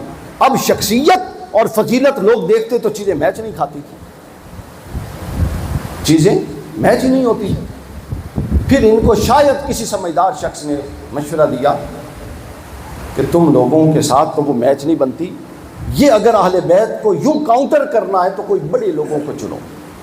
تو پھر کیا ہوا، وضع حدیث کا ایک نیا چیپٹر دوستوں کھلا کہ اب ہر وہ فضیلت جو مولا علی اہل بیت اطہار میں تھی اس کے لیے انتخاب کن شخصیات کو کیا گیا، شیخین کری، حضرت ابو بکر صدیق اور حضرت عمر، جبکہ وہ صاف لوگ تھے، ان کا اس کے ساتھ تعلق ہی کوئی نہیں تھا، وہ تو اللہ کے حضور پیش ہو چکے تھے. ابو بکر صدیق کا قول ہے حدیث بخاری شریف کے اندر، فرماتے ہیں کہ میں آل نبی کا، میں نبی محمد رسول اللہ کا قرب آل نبی کی قربت میں پاتا ہوں. اور حضرت عمر کا عقیدہ یہ تھا کہ مدائن فتح ہوا، مدائن فتح ہوتا ہے تو سب کو 500 دینار مال غنیمت سے دیتے ہیں. امام حسن اور امام حسین کو 1000 دینار دیتے ہیں. تو کسی نے پوچھا کہ عمر، کسی نے نہیں بلکہ خود بیٹے نے شکوہ کیا، تو فرماتے ہیں کہ کیا تیرا باپ حسن اور حسین کے باپ جیسا ہے؟ کیا تیری ماں حسن اور حسین کے ماں جیسی ہے؟ کیا تیرا نانا حسن اور حسین کے نانا جیسا ہے؟ کیا تیری نانی حسن اور حسین کی نانی خدیجہ جیسی ہے؟ جب کچھ برابر نہیں تو پھر معاوضہ کیسے برابر ہو سکتا؟ پھر ایک دفعہ حضرت امام حسین تشریف لائے، حضرت عمر فاروق خطبہ دے رہے تھے، امام حسین نے فرمایا کہ اتر آئیے، یہ میرے بابا کا ممبر ہے. حضرت عمر اتر آئے، حضرت علی پاس بیٹھے تھے اور مسکرا رہے تھے. کہتے ہیں کہ عمر مجھ سے بدگمان نہ ہونا، میں نے اس شہزادے کو نہیں کچھ سکھایا، یہ خود سے پوچھ رہا ہے. حضرت عمر نے فرمایا علی مجھے اطمینان ہے، آپ نے نہیں فرمایا.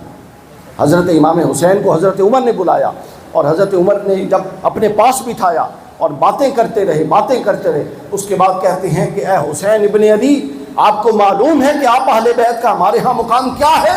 فرمایا یہ جو ہمارے سینوں پر پگ ہے یہ اللہ کی دی ہوئی عزت اور آل نبی تم لوگوں کی دی ہوئی عزت کی وجہ سے لوگ ہمیں سلام کرتے ہیں. نعرہ تکبیر، نعرہ رسالت، نعرہ حیدری. ایک دفعہ حضرت امام حسین سے حضرت عمر نے عرض کی کہ آپ میرے پاس کبھی کبھی آیا کریں، آپ آتے ہیں تو رسول اللہ کی یاد آ جاتی ہے. تو امام حسین ایک دفعہ تشریف لے گئے تو پھر دروازے سے واپس آئے، کیونکہ دروازے پر عبداللہ ابن عمر ان کے بیٹے کھڑے. عبداللہ ابن عمر جو تھے ان سے جب امام حسین کی ملاقات ہوئی انہوں نے کہا میں ملنے جانا چاہتا ہوں. تو عبداللہ ابن عمر رضی اللہ تعالیٰ عنہ نے کہا کہ میں بھی جا رہا تھا لیکن بابا جان مصروف ہیں تو میں نہیں جا سکا. تو امام حسین آگے گئے بغیر واپس آ گئے کہ ظاہر ہے اگر امیر المومنین اپنے بیٹے کو وقت نہیں دے رہے تو مجھے بھی نہیں دیں گے، مصروفیت ہوگی. واپس چلے گئے.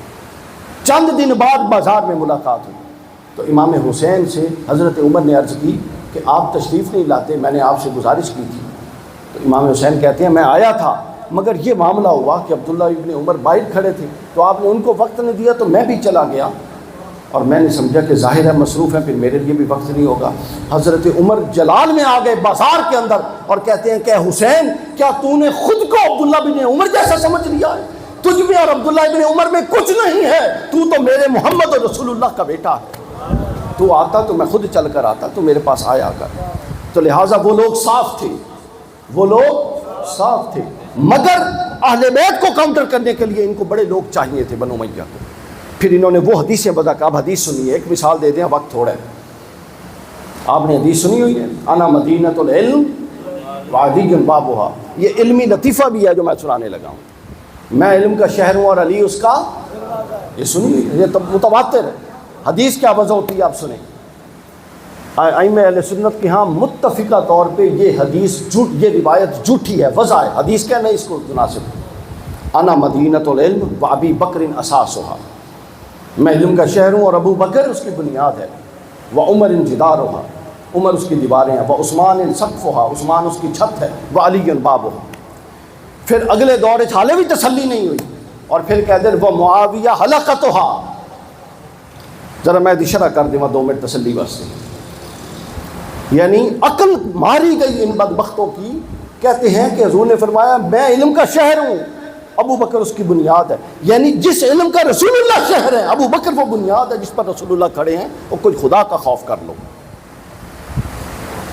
ابو بکر صدیق کو کفر سے رسول اللہ نے نکالا، اور رسول اللہ جس شہر کے مالک ہیں اس کی بنیاد حضرت ابو بکر کو قرار دے رہے ہو یار. عقل ماری گئی. پھر کہتے ہیں وہ عثمان و عمر، حضرت عمر اس کی دیواریں ہیں. کوئی شہر تو نظر آتا ہے جہاں 4 چفاریوں کی دیوار ہوئی ہوئے، بالکل ہی فارغ ہو گئے. پھر آگے سنیں وہ عثمان ان سقفھا، چلو دیوارہ پھر شاہ جی من لئیاں. کوئی شہر ہے دسو جی چھتے ہوئے ہوئے جڑا پورا دا پورا شہر. عقل ہی ماری گئی نہ سارے لوگوں نے. بغض اہل بیت میں یہ بالکل فارغ ہو چکے تھے. کہتے ہیں کہ عثمان اس کی چھت ہے، اور پھر علی اس کا دروازہ. تو شہر کا صرف دروازہ ہوتا ہے جس سے آپ کہتے ہیں کہ میں فلاں شہر سے فلاں شہر میں داخل ہو گئے. ہمارے ہاں جو انٹرچینج ہے یہ دروازہ ہے. میں جنگ سے فیصل آباد میں آیا، دروازہ تھا. میں فیصل آباد سے اسلام آباد میں آیا، دروازہ تھا. اب اسلام آباد سے آگے جاؤں گا، دروازہ ہے. شہر کا نہ چھت ہوتی ہے نہ دیواریں ہوتی ہیں، شہر کے دروازے ہوا کرتے ہیں. نعرہ تکبیر، پھر آگے سنیں نعرہ رسالت، نعرہ رسالت، نعرہ حیدری، حسینیت، حسینیت، حسینیت. پھر آگے سنیے.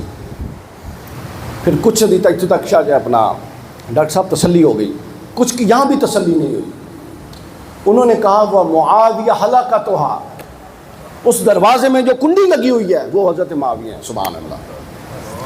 میں اپنے دوست نے سنا رہا تھا، انہوں نے کہ شکر ہے وہ حدیث گھڑن والا مر گیا، نہیں تو اس آخر نہیں اس کنڈی جڑا تالا ہے وہ مروان ہے. اس تالے دی جڑی چابی ہے وہ یزید ہے، اس چابی تے جڑی او کی رہیں گے گچھ ہے وہ شمر ہے. اس طرح اس نے پورا گتک لے کے جانا ہے. یہ تو ان لوگوں نے حل کیا. اب آپ بات سمجھ، میں نے صرف ایک مثال دی ہے اور ساری کلی کھول کے رکھ دی. اس طرح جو فضیلت مولا مرتضیٰ کی تھی وہ فضیلت انہوں نے زبردستی دوسرے اصحاب کے اندر شامل کرنی شروع کی. اصحاب کے ساتھ کوئی محبت نہیں. یہ ایک بات ذہن میں رکھ لیں، اس طبقے کو جتنا یہ صحابہ کا گستاخ ہے کوئی طبقہ صحابہ کا گستاخ نہیں. ابو سعید خدری رضی اللہ تعالیٰ عنہ کو داڑھی سے پکڑ کے یہ تھپڑ مارتے ہیں. مدینہ پاک واقع حرہ میں انہوں نے 1300 صحابہ اور 1700 کبار تابعین کو مارا. اور صحابہ کی بیٹیاں جو خود کچھ صحابیات تھیں اور کچھ تابعیات تھیں، جب یزید بغیرت انسان نے مدینہ کی حرمت کو اٹھا لیا تو اتنا بدکاری کی گئی کہ صحابہ رسول اللہ کے صحابہ کی بیٹیاں 1000 ابن کثیر کہتا ہے وہ حاملہ ہو گئی اس نتیجے کے اندر. یہ صحابہ کی عزت کرنے والے لوگ ہیں. یہ صحابہ کے قاتل، صحابہ کی عزتوں کو لوٹنے والے، صحابہ کی بیٹیوں کو لوٹنے والے، صحابہ کے مال کو لوٹنے والے، صحابہ کی ہر شے کو برباد کرنے والے، صحابہ کی محنتوں کو برباد کرنے والے. اور اب انہوں نے ایسا ڈھونگ رچا لیا ہے اور ہم سادہ لوگ سارے اس چیز میں نہیں جی نہیں یہ صحابہ کی عزت کی جنگ ہے. یہ کوئی صحابہ کی عزت کی جنگ نہیں. حضرت عثمان سے بڑا کوئی صحابی ہے؟ کتنی بڑی زیادتی حضرت عثمان کے ساتھ اس مروان نے کی. تو میں عرض کر رہا تھا کہ یہ وہ معاملات تھے. اب آگے سنیے. حضرت عطا نے بیان کیا، یہ اتنا لمبا خطبہ دے رہا تھا کہ حتیٰ کہ انہوں نے کہا عصر کا وقت جا رہا ہے. ابو سعید خدری بیان کرتے ہیں. پھر اس کے بعد حضرت ابو سعید خدری کہتے ہیں کہ میں عیدگاہ اب انہوں نے سنتوں کو بدل دیا. امام حسین کو کیوں کھڑا ہونا پڑا؟ یہ ہو نہیں سکتا کہ مصطفیٰ کی سنتیں بدلی جائیں اور حسین احرام باندھ کے کعبے کا طواف کر رہا ہو. ہر کوئی کعبہ جا رہا تھا اور حسین احرام اتار کر کعبے کو بچانے کے لیے جا رہا تھا. ہر کوئی حج کرنے جا رہا تھا لیکن حسین حج کو بچانے کے لیے جا رہا تھا. ہر کوئی نمازیں اور قربانی کرنے جا رہا تھا مگر حسین نمازوں اور قربانی کی روح کو بچانے کے لیے جا رہا تھا. اب ہوتا کیا ہے؟ حضرت ابو سعید خدری، یہ بڑی توجہ سے سنی حدیث. ابو سعید خدری کہتے ہیں کہ مروان جب امیر مدینہ بنا تو انہوں نے سنتوں کو یوں بدلا. عید کی نماز کا خطبہ پہلے ہوتا کہ بعد ہوتا؟ دسو بعد. چونکہ بعد لوگ انہوں دی سن نہیں سکتے جو انہوں نے کہنا ہوتا ہے، لوگ اٹھ کے چلے جاتے تھے. انہوں نے وہ خطبہ پہلے کر دیا. خطبہ اب کیا ہوا، یہ سارا معاملہ خطبہ پہلے کر دیا تو حضرت ابو سعید خدری کہتے ہیں غیرتم اللہ واللہ، غیرتم واللہ، اس کو کہتے ہیں مروان کا، مروان واللہ، اللہ کی قسم تم نے سنت کو بدل دیا۔ کون کہہ رہا ہے؟ حضرت ابو سعید خدری، اتنے بڑے صحابی۔ اب ابو سعید خدری کو مروان نے جواب کیا دیا، وہ آپ کو سنانا ہے۔ وہ کہتے ہیں ابا سعید قد اذهب ما تعلم، اے ابو سعید سن لے، جن سنتوں کی باتیں تو کرتے ہیں قد اذهب، ان کا وقت چلا گیا ہوا ہے، اب وہ دین ہے جو ہم کہیں گے۔ کیا ابھی بھی حسین کا کھڑا ہونا نہیں بنتا تھا؟ ان سے ٹکرانا نہیں بنتا تھا؟ کچھ نہیں بچا۔ امام حسین خود فرماتے ہیں کہ میں اس وقت تک نہیں اٹھا جب تک نظام عدل یوں تباہ نہیں ہو گیا کہ گواہی شخص کو دیکھ کر دی جا رہی ہے، کوئی مضبوط شخص ہے تو اس کے حق میں گواہی دی جاتی ہے، کمزور کے خلاف گواہی دی جاتی ہے۔ آپ فرماتے ہیں میں اس وقت تک نہیں اٹھا جب تک نظام زکوٰۃ کو تاوان نہیں بنا دیا گیا، لوگوں سے زکوٰۃ یوں لی جاتی ہے جس طرح تاوان لیا جاتا ہے۔ میں اس وقت تک نہیں اٹھا جب تک بیت المال کو ذاتی ملکیت میں خرچ نہیں کرنے شروع کر دیا۔ اور تو انہوں پتہ ہے یزید کی نامزدگی کے بعد بڑے بڑے تھیلے لوگوں کو موصول ہوتے تھے کہ اس کی بیعت کر لیں، مال کے ذریعے بھی، اور جو زور سے مان گیا وہ زور سے، جو زور سے نہ مانا اس کی جیب گرم، اور جس کی جو جیب سے بھی نہ مانا اور زور سے بھی نہ مانا اللہ کا بندہ ہے، اس کو پھر رسول اللہ نے فرمایا تھا کہ میرے بعد ایک ایسا طبقہ آئے گا کہ اس کا ساتھ دو گے پھر بھی ہلاک ہو جاؤ گے، نہیں دو گے پھر بھی ہلاک ہو جاؤ گے۔ لوگوں نے پوچھا یا رسول اللہ ساتھ دیں گے تو کیسے ہلاک اور نہیں دیں گے تو کیسے ہلاک؟ فرمایا وہ اتنے گمراہ ہوں گے کہ ان کا ساتھ دو گے تو ویسے ہی ہلاک ہو جاؤ گے۔ اور فرمایا تو اگر نہیں دیں گے تو پھر کیوں؟ فرمایا پھر وہ زندہ ہی نہیں رہنے دیں گے، وہ مار دیں گے۔ آپ وہ شیخ الاسلام کی تقریر سنیے، حضرت امام حسن بصری سے مولا علی کا سماع، 3 گیپس ہیں اس کے اندر، اس دور میں اگر حدیث میں حضرت علی کا نام آتا تو محدث اس نام کو حذف کر لیتے، اتنی سختی تھی، اس حدیث کو روایت نہیں کر سکتے تھے۔ امام نسائی کے ساتھ کیا ہوا؟ خصائص کبریٰ، حضرت علی کی خصائص لکھی، کیا ہوا؟ سفر کرتے کرتے کرتے جامع مسجد دمشق پہنچ گئے، لوگوں نے پکڑ لیا، فجر کے بعد کھڑے ہوئے اور در سے حضرت علی کی حدیث۔ محدثین کا طریق یہ تھا کہ وہ جو کتاب لکھ رہے ہوتے تھے جہاں پہنچتے اسی کی حدیث بیان کرتے تھے، اس کا درس دیتے۔ تو حضرت علی کے ساتھ معاملہ چلتا رہا۔ امام نسائی نے کھڑے ہو کر فضائل علی پر حدیث بیان کی، انہوں نے پکڑ لیا، انہوں نے کہا جی ہمیں تو ایسی حدیث حضرت معاویہ کے بارے میں سنا ہے۔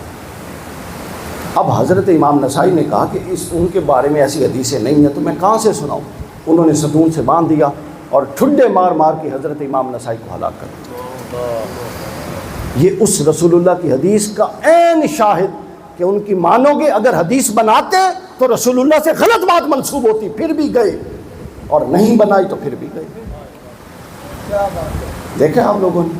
تو لہٰذا سامعین کرام، یہ وہ دشمن تھے جو رسول اللہ کی وفات کے بعد کھڑے ہوئے۔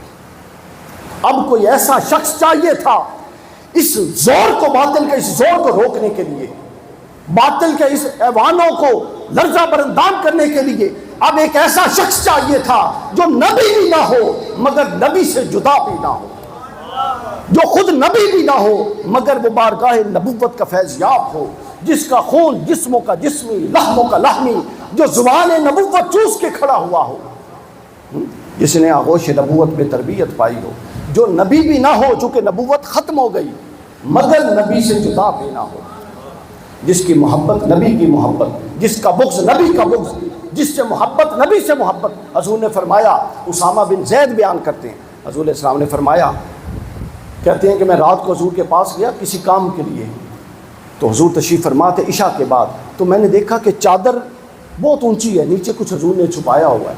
میں اپنی ساری بات مکمل کر کے جب اٹھنے لگا تو حضور نبی اکرم صلی اللہ علیہ وسلم نے مجھ سے پوچھا، میں نے پوچھا کہ یا رسول اللہ اگر اجازت دے تو ایک اور بات پوچھ لوں آپ سے؟ تو حضور نے فرمایا پوچھو۔ تو میں نے عرض کی یہ آپ نے کچھ رکھا ہوا ہے آپ کی ذہن و مبارک پر؟ تو وہ کہتے ہیں کہ حضور نے یوں چادر ہٹائی تو میں نے کیا دیکھا کہ یہ ٹانگ ہوتی ہے نا، یہ اس کے اندر یوں کر کے ایک ٹانگ کو امام حسن چپٹے ہوئے ہیں اور ایک کو امام حسین چپٹے ہوئے ہیں۔ حضرت اسامہ بن زید کہتے ہیں میں نے یہ کیفیت دیکھی تو مجھ سے رہا نہ گیا، اتنی غیر معمولی محبت۔ رات کے اس پہر تو بچوں کو ماں کے پاس ہونا چاہیے، یہ نانے کے پاس کیا کر رہے ہیں؟ نانا ان کو تیاری کرواتا تھا، کربلا کی. تو نانے کے پاس کیا کر رہے ہیں؟ تو میں نے حضور سے ایک سوال کیا. میں نے کہا یا رسول اللہ آپ ان سے بہت محبت کرتے ہیں. ہائے ہائے آپ ان سے بہت محبت کرتے ہیں. حضور نے فرمایا اے اسامہ سن، میں ان دونوں سے محبت کرتا ہوں. اور پھر میں نے اللہ سے بھی دعا کی کہ باری تعالیٰ تو بھی ان سے محبت کر جو ان سے محبت کرے. اور پھر یہ بھی سن لو کہ کل قیامت کا دن ہوگا، میدان محشر میں ہر کوئی نفسا نفسی میں اپنے نام اعمال کا حساب دے رہا ہوگا. میں علی، فاطمہ، حسن اور حسین عرش کے سائے کے نیچے ضیافت کر رہی ہوں گے، اور صرف ہم نہیں ہوں گے بلکہ ان کے محبان، ان سے محبت کرنے والے ہمارے خادمین کے طور پہ میرے درجے میں قیامت میں میرے ساتھ ہوں گے. قیامت میں میرے ساتھ ہوں گے.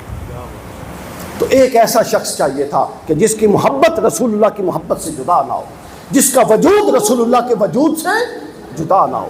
سیدہ کائنات کی بھی سن لیجیے.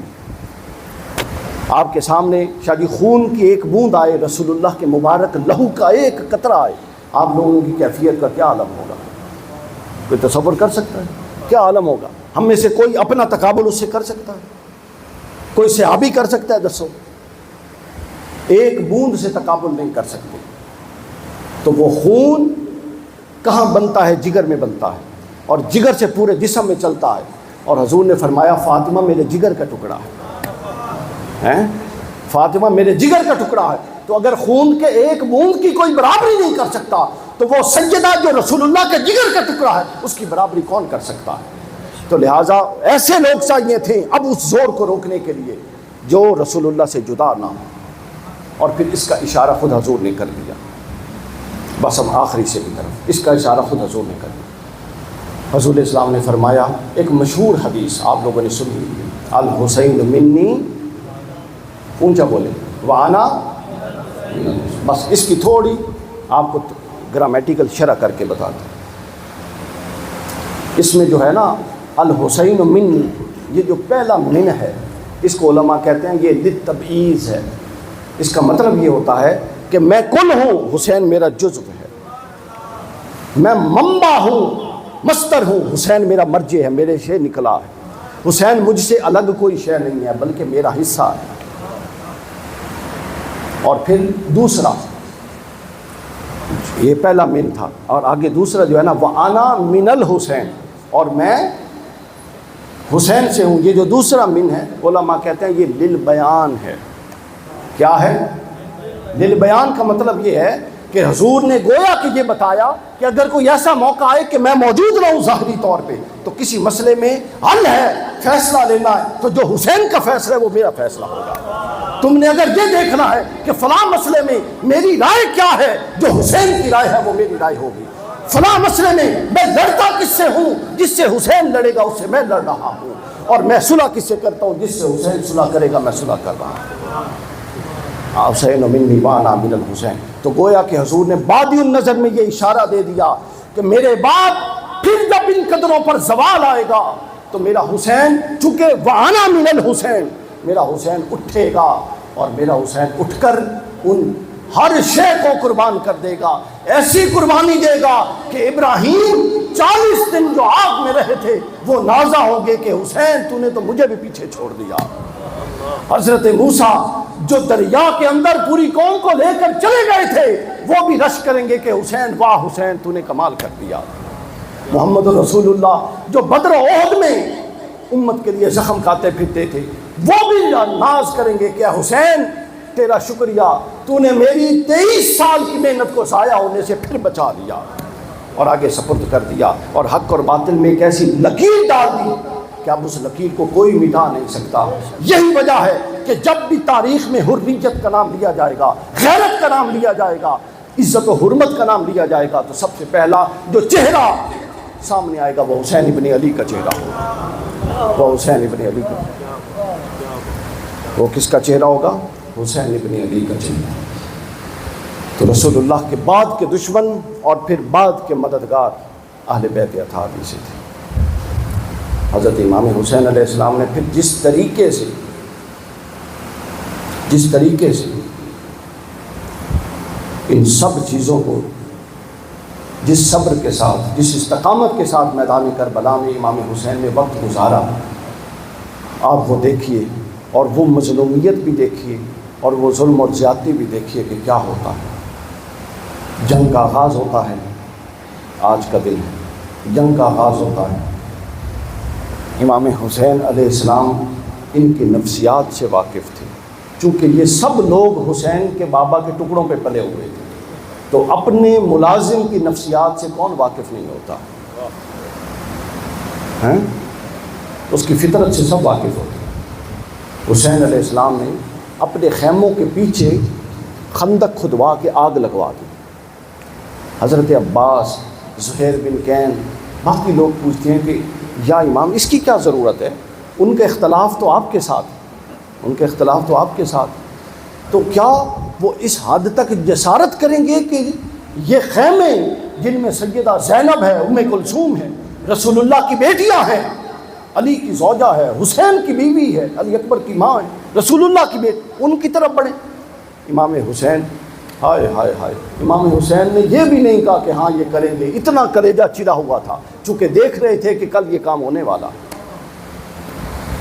جنگ شروع ہوتی ہے، عبد الرحمن نامی ایک شخص کو پہلے فردن جنگ ہوتی ہے، وہ عبد الرحمن نامی ایک شخص ان کے پاس عمرو بن سعد کے پاس جاتا ہے اور ان کو کہتا ہے، اس کو جا کے کہتا ہے کہ اگر انفرادی جنگ رہی تو یہ ہاشمی ہمارا منہ توڑ دیں گے، اجتماعی حملے کی طرف آؤ۔ اس نے اجتماعی حملے کے لیے کچھ لوگ اسی کو دے دیے، عبد الرحمن نامی فرد، یہ گیا، اس نے حملہ کیا، کچھ 10-15 منٹ بعد واپس پہنچ آیا عمرو بن سعد کے پاس اور اس کو آ کے کہتا ہے کہ یہ لوگ کم ہیں، وہ چند لوگ آتے ہیں اور ہمارے لوگوں کو مارنا شروع کر دیتے ہیں، تو مجھے 300 سوار اور دو۔ عمرو بن سعد نے کہا مجھے حسین کا سر چاہیے، 300 نہیں، میں 500 سوار اور دیتا ہوں۔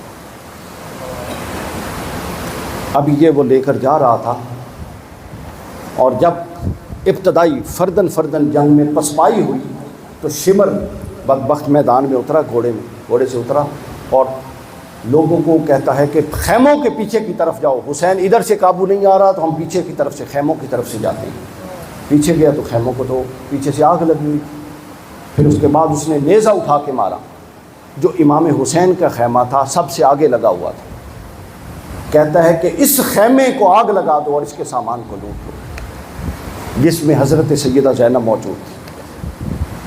امام حسین نے کہا کہ تم اتنے بدبخت ہو چکے ہو کہ تمہیں مجھ سے اختلاف ہے، لیکن نبی کی بیٹیوں کا حیا بھی نہیں رہا، تمہیں اب نبی کی بیٹیوں کا بھی حیا نہیں۔ چونکہ امام حسین علیہ السلام جنگ کرنے نہیں گئے تھے، امام حسین نے ہر ممکن کوشش کی، مصالحت کی، ہر ممکن کوشش کی، ڈائیلاگ کی۔ اب وہ کیا ڈائیلاگ تھا، یہ اہم نقطہ ذہن میں رکھ لیجیے۔ امام حسین نے یہ کہا، فرمایا کہ مجھے یزید کے پاس لے جاؤ، میں اس کے ساتھ بیٹھ کے بات کرتا ہوں۔ انہوں نے فرمایا کہ اگر یہ نہیں کرتے تو مجھے واپس جانے دو، میں اصحاب رسول اور اپنے گھر والوں سے مشاورت کر کے کوئی اور صورتحال نکالتا ہوں۔ وہ کہتے تھے اچھا، اور جب یزید نے خط لکھا مسلم بن عقبہ کو مدینے میں، اس نے کہا مجھے 4 لوگوں سے بیعت چاہیے، مجھے 4 لوگوں کا خطرہ ہے، محمد بن ابی بکر، عبداللہ ابن عمر، حسین ابن علی اور عبداللہ ابن زبیر، 3 خلافت راشدہ کے خلفۂ راشدین کے بیٹے اور ایک عبداللہ ابن زبیر، مجھے ان لوگوں سے خطرہ ہے۔ بعض روایتوں میں ہے کہ محمد بن ابی بکر کا نام نہیں ہے، چونکہ ان کو پہلے گدھے کی کھال میں سلوا کے مروا دیا گیا تھا، محمد بن ابی بکر کا نام نہیں۔ اچھا، اب یہ ان 3 لوگوں سے مجھے بیعت چاہیے۔ حضرت امام حسین کو بلوایا، امام حسین نے آ کر کہا کہ کیا یہ طریقہ ہے کہ کمرے میں بیعت لے رہے ہو؟ تو مسجد میں بیعت کا تقاضا کرو جو عام طریقہ ہے، پھر میں دیکھتا ہوں کہ میں نے کیا کرنا ہے۔ وہاں بھی یہی کہہ رہے تھے کہ مجھے ادھر لے جاؤ، میں بات کرتا ہوں، مجھے واپس جانے دو۔ انہوں نے کہا کہ نہیں، بیعت سے نیچے کوئی بات قبول نہیں۔ امام حسین نے کہا میں امن کا داعی ہوں، ہر بات کرنے کو تیار ہوں، مگر اگر تم یہ کہو کہ میں مصالحت کے لیے باطل سے کمپرومائز کر کے بیعت کر لوں گا، بیعت نہیں ہو سکتی، یہ سب کچھ لٹ جائے گا مگر بیعت نہیں ہوگی۔ بیعت کے علاوہ ہر بات ہو سکتی ہے، اس جملے کو کہیے، بیعت کے علاوہ ہر بات ہو سکتی ہے پر بیعت نہیں ہو سکتی۔ اس لیے اجمیر کے خواجہ نے کیا کہا تھا؟ شاہ است حسین، بادشاہ است حسین، دین است حسین، دین پناہ است حسین، سرداد نہ دا دست در دست یزید، حقہ کے بنا لا الہ است حسین۔ اور اس حدیث کی شرح میں حضرت شیخ الاسلام بڑا خوبصورت جملہ فرماتے ہیں۔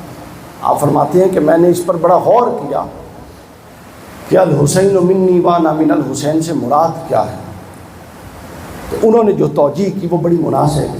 وہ فرماتے ہیں کہ ازل سے 60 ہجری تک حسین منی ہے، یعنی حسین مجھ سے پہچانا جائے گا، اور 61 ہجری سے اب قیامت تک وانا من الحسین ہے، یعنی اب جو محمدیت کو جاننا چاہتا ہے وہ حسینیت کو جاننا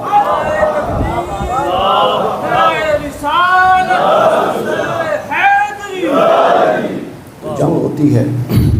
امام حسین کو اندازہ تھا کہ یہ کہاں تک جا سکتے ہیں، پھر اکٹھی جنگ شروع ہوتی ہے، اصحاب امام حسین کے ایک ایک کر کے سب شہید ہو جاتے ہیں۔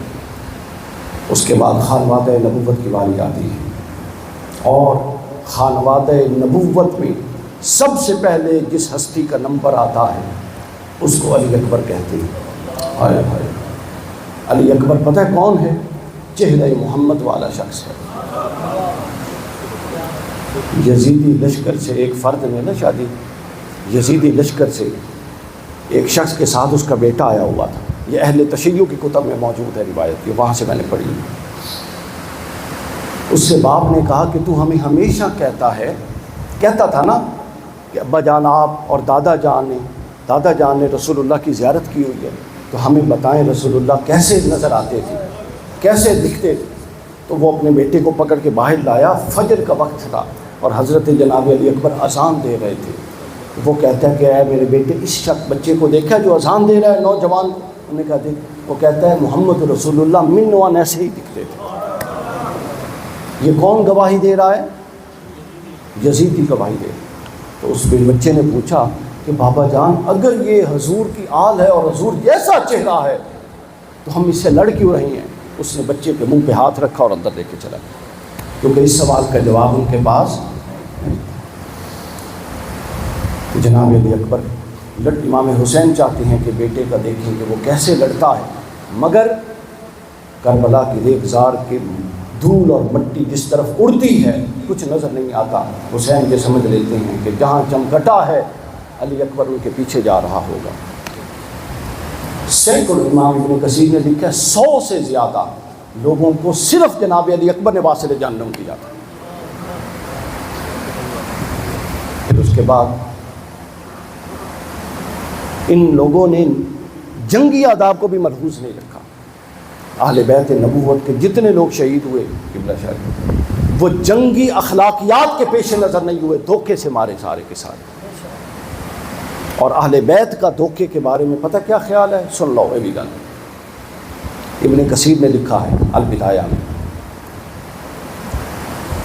عبید اللہ بن زیاد جب آ گیا نا ادھر سے چھوڑ کے کوفہ کے گورنر کے طور پہ یزید نے بلا لیا، تو ایک شخص تھا شریک، حضرت شریک، اہل بیت کا بڑا محب تھا اور بہت رئیس آدمی تھا، یہ بیمار ہوا۔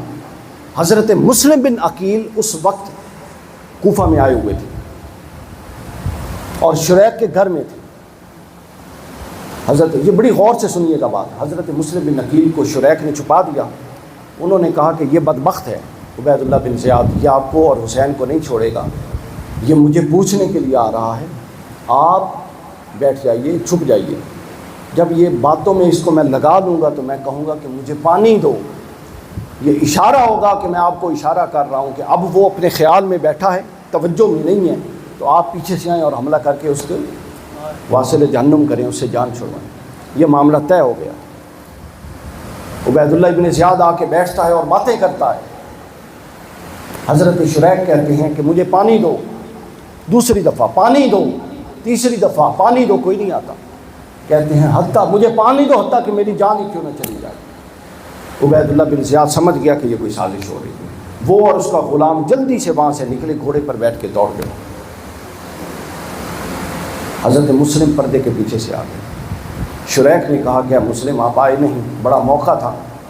انہوں نے کہا میں نے جو ہی تلوار نیام سے نکالی تو مجھے اپنے نانا کی حدیث یاد آ گئی، حضور نے فرمایا کہ مومن کسی دشمن پر بھی اس صورت میں وار نہیں کرتا کہ وہ تیار نہ بیٹھا ہو لڑنے کے لیے.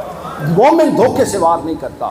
تو میں آتا تو مار سکتا تھا، مگر ہمیں نانا کی تعلیم نے روک دیا کہ وہ تیاری میں نہیں بیٹھا تھا، تو میں پیچھے سے آ کے وار کرتا تو یہ زیادتی ہوگی. انہوں نے میدان کربلا میں سب وار سامنے سے نہیں کیے، پیچھے سے کیے. جناب علی اکبر کو پیچھے سے آ کے نیزہ لگتا ہے جو آپ کے سینے اقدس سے نکل جاتا ہے. امام حسین آتے ہیں اور آپ کو اٹھا کے لے جاتے ہیں.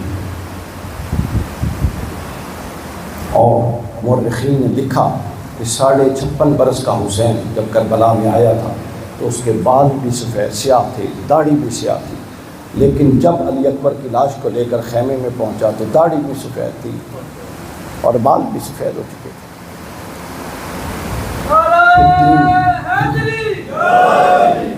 پھر 3 دن کی بھوک پیاس سے پھر حضرت قاسم نکلتے ہیں.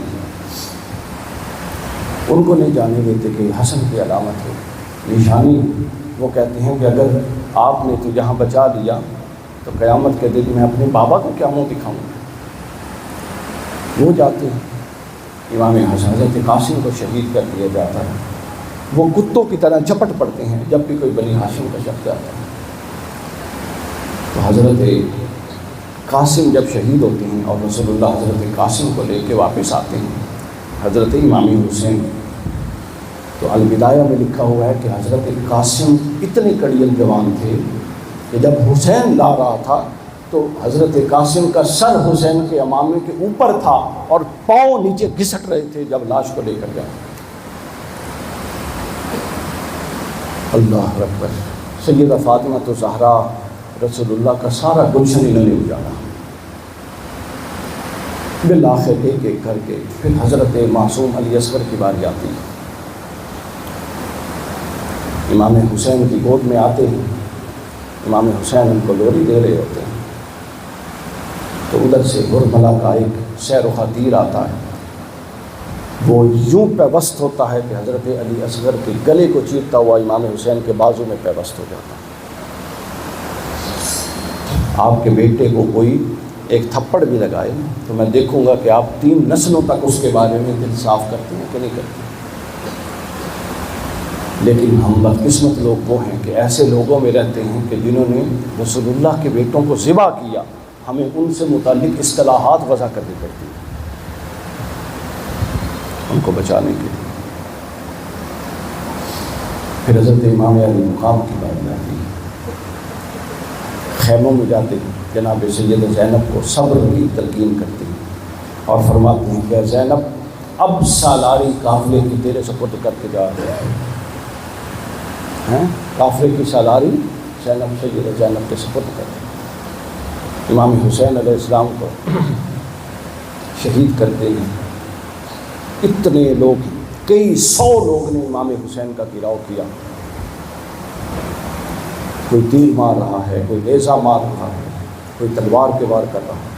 حتیٰ کہ امام حسین جب زمین پہ تشریف لائے تو پھر سر قلم کرنے کے لیے کوئی آگے نہیں بڑھتا، حتیٰ کہ شمر لائن آگے بڑھتا ہے اور امام حسین علیہ السلام کا سر قلم کر دیتا ہے. پھر اس کے بعد بھی ان کا جو غم و غصہ ہے، سامعین کرام، اللہ اکبر، وہ ٹھنڈا نہیں ہوتا. ان کا غم و غصہ ٹھنڈا نہیں ہوتا. یہ تاریخ کا وہ بدترین باب ہے جس کی مثال اور کوئی نہیں ملتی. ان کا غصہ ٹھنڈا نہیں ہوتا. تو امام حسین کے جو سر بریدہ جسم ہے، سر کٹا جو وجود ہے، اس کو گھوڑوں کی ٹاپوں سے پامال کرنے کا سلسلہ شروع ہوتا ہے. جتنے 100 گھوڑے ہیں، ہر گھوڑے کی ٹاپوں کے نیچے حسین کے گوشت کی کوئی نہ کوئی روند لگی ہوئی تھی. پھر امام حسین کے جسد اقدس سے انہوں نے کپڑے اتار لیے. سن لیے، قیس بن محمد بن اشعث، یہ وہ بدبخت تھا جس نے خط بھی لکھا تھا بلانے میں. اس نے امام حسین کے جسم سے جبہ قمیض اتارا تھا. بحر بن کعب نے پاجامہ اتارا تھا. اسود بن خالد نے نالین اتارے تھے. عمر بن یزید نے امامہ اتارا تھا. یزید بن شبل نے چادر لی تھی. سنان بن انس نے زرہ اور انگوٹھی اتاری تھی، بنی ناج کے ایک شخص نے تلوار لی تھی۔ آپ اندازہ کر سکتے ہیں کہ کیا حال ہوگا۔ پھر اس کے بعد خیموں کو جلا دیا، خیموں میں سامان کو لوٹ لیا، چونکہ وہاں وہ خط موجود تھے جو امام حسین کو لکھے گئے، خیموں کو جلا دیا۔ پھر رسول اللہ اس حد تک یہ لوگ بدبختی کا شکار ہو چکے تھے کہ ایک چادر کی کتنے درہم و دینار قیمت ہوئی۔ انہوں نے رسول اللہ کی بیٹیوں سے چادریں بچھیں۔ امام زین العابدین کو شمر نے کہا کہ قتل کر دو، دوسرے کسی شخص نے غیرت دلوائی کہ تو بچوں سے لڑتا ہے، اس کے بعد اس نے چھوڑا۔ امام زین العابدین کو زنجیر اہل سنت کی کتابوں میں لکھا ہے، امام زین العابدین کو زنجیریں پہنا کے قیدی بنا کے، جناب سیدہ زینب کو زنجیریں پہنا کے قیدی بنا کے اونٹوں پر بٹھا کے بغیر کجاووں کے شہر شہر پھرایا گیا، آگے سروں کے نیزوں کا قافلہ اور پیچھے اہل بیت نبوت کا قافلہ، اور منادی ہوتی کہ قیدی آ رہے ہیں، دیکھ لے، جو یزید امیر المومنین یزید سے ٹکرائے گا اس کا یہ انجام ہوگا۔ یہ جو تصوف جس کا آپ آج کل رنگ دیکھتے ہیں، اس کا آغاز پتہ ہے کب ہوا؟ واقعہ کربلا کے بعد، جب امت کے صالحین نے یہ دیکھ لیا کہ اب باطل سے ٹکرانے کا مطلب یہ ہے کہ اتنی بڑی قربانی کوئی نہیں دے سکتا تھا حسین کے علاوہ، لہٰذا انہوں نے ایک نئی اختراع وضع کی کہ اب پھر اللہ کو راضی کرنے کے لیے خلوت نشینی اختیار کی جائے۔ اس سے پہلے رضائے الہی، کوئی صحابی آپ کو خلوت نشین نہیں نظر آتا، اس سے پہلے رضائے الہی باطل سے ٹکرانا تھا، اس کے بعد پھر ظاہر ہے کون اپنے بیوی بچے قربان کرے، اور شریعت نے پھر رائے رخصت دی ہوئی بھی ہے۔ تو امام حسین علیہ السلام یوں غربت کے عالم میں شہید ہوئے۔ پھر قافلہ جب دمشق پہنچا تو امام حضرت زینب اور ساری بیویوں کو اس سیڑھیوں پر کھڑا کیا گیا یزید کے دربار میں جہاں قیدیوں کو کھڑا کیا جاتا ہے، رسول اللہ کی بیٹیوں جن کی آواز کبھی کسی نے نہیں سنی تھی، یزید کے دربار میں شرابی کبابی بیٹھیں اور سیدہ زینب خطبہ دے رہی ہیں۔ اور آخری بات کہ امام زین العابدین کا اصل نام علی تھا، علی بن حسین۔ تو یزید نے پوچھا کہ یہ نوجوان لڑکا کون؟ تو انہوں نے بتایا کہ یہ علی ہے۔ کیا آپ کو پتہ ہے کہ اس پورے خاندان کو علی کے نام سے کتنی تکلیف تھی؟ تو وہ سوچتا تو ہوگا کہ اتنے علی مارے پھر بھی علی کھڑا ہے، اتنے علی مارے پھر بھی علی کھڑا ہے۔ امام زین العابدین کے ساتھ اس نے مکالمہ شروع کر دیا، گستاخانہ مکالمہ۔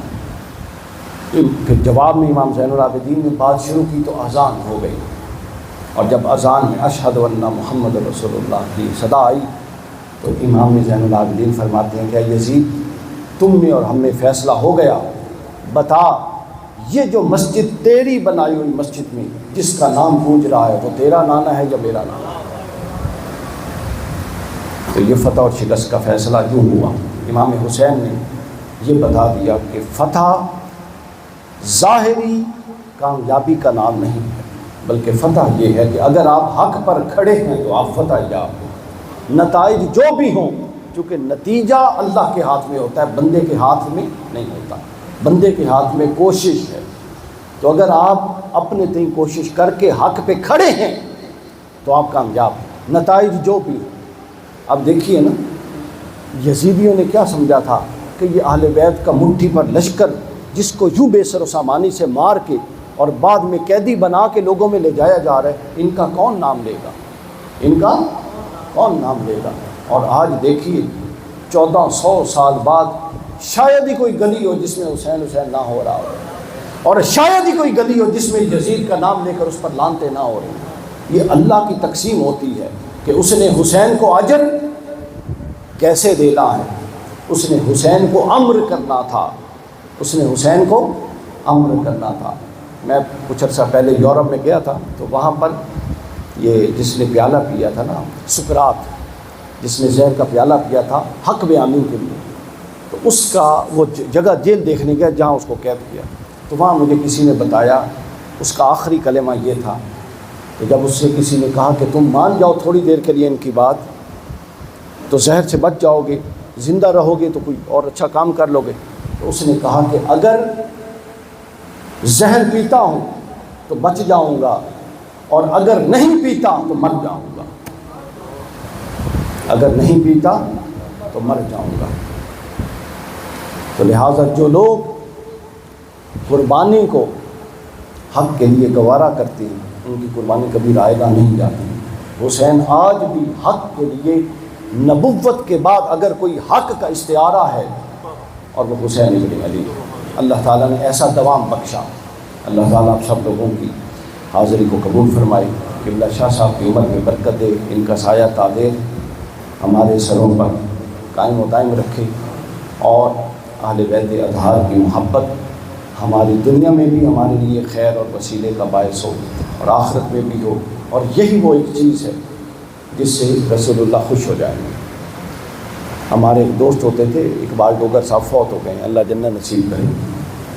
وہ ہم سفر میں تھے کہ کہیں کھانا کھانے رکے، تو وہ کہتے ہیں کہ ابھی دیکھنا یہ کھانے والا پیسے نہیں لے گا۔ ہم نے کہا کیسے نہیں لے گا؟ وہ بڑے رمز شناس آدمی تھے، سمجھدار آدمی۔ اس کاؤنٹر پر ان کا چھوٹا سا بیٹا بیٹھا ہوا تھا، ہوٹل کے مالک کا۔ وہ گئے، انہوں نے بیٹے کو پیار کیا، انہوں نے کہا اتنا اچھا بچہ تو میں نے آج تک نہیں دیکھا۔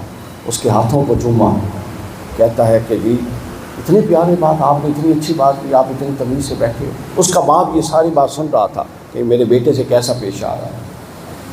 اس نے بچے کو پیار کیا، خوش ہوا، پوچھا کس کلاس میں پڑھتے ہو، نام کیا ہے، صرف اتنی بات کی اور چلا گیا۔ اور باپ کے پاس کہتا ہے کہ مجھے بتاؤ بل کیا ہوا؟ اس نے کہا جو میرے بیٹے سے ایسے بات کرے گا میں اس سے کھانے کے پیسے لوں گا۔ جو میرے بیٹے سے ایسے بات کرے گا، کیا یہ بات اخلاقیات میں آتی ہے کہ میں اس سے کھانے کے پیسے لوں؟ تو اگر آپ حسین کے غم میں روئیں گے تو کیا یہ بات سمجھ میں آتی ہے کہ رسول اللہ آپ کی طرف متوجہ نہ ہو؟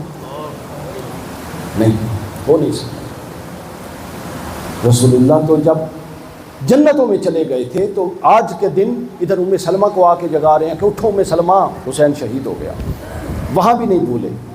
ادھر عبداللہ ابن عباس کو آ کے جگا رہے ہیں کہ اٹھو حسین شہید ہو گیا، ادھر عامر بن سعد جبلی کے خواب میں آ کے جگا رہے ہیں کہ اٹھو حسین شہید ہو گیا۔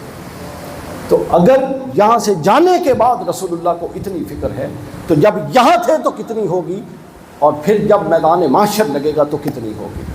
اور جب جناب سیدہ امام حسین کا خون آلود کرتا لے کر میدان محشر میں آئیں گی اور اللہ کے عرش کا پایہ ہلائیں گی کہ باری تعالیٰ مجھے خون حسین کا انصاف چاہیے، تو پھر ہم وہاں دیکھیں گے کہ کون کون اس کی زد میں آتا ہے اور کون کون اس سے بچتا ہے۔ اللہ تعالیٰ آپ سب لوگوں کا حامی و ناصر ہو۔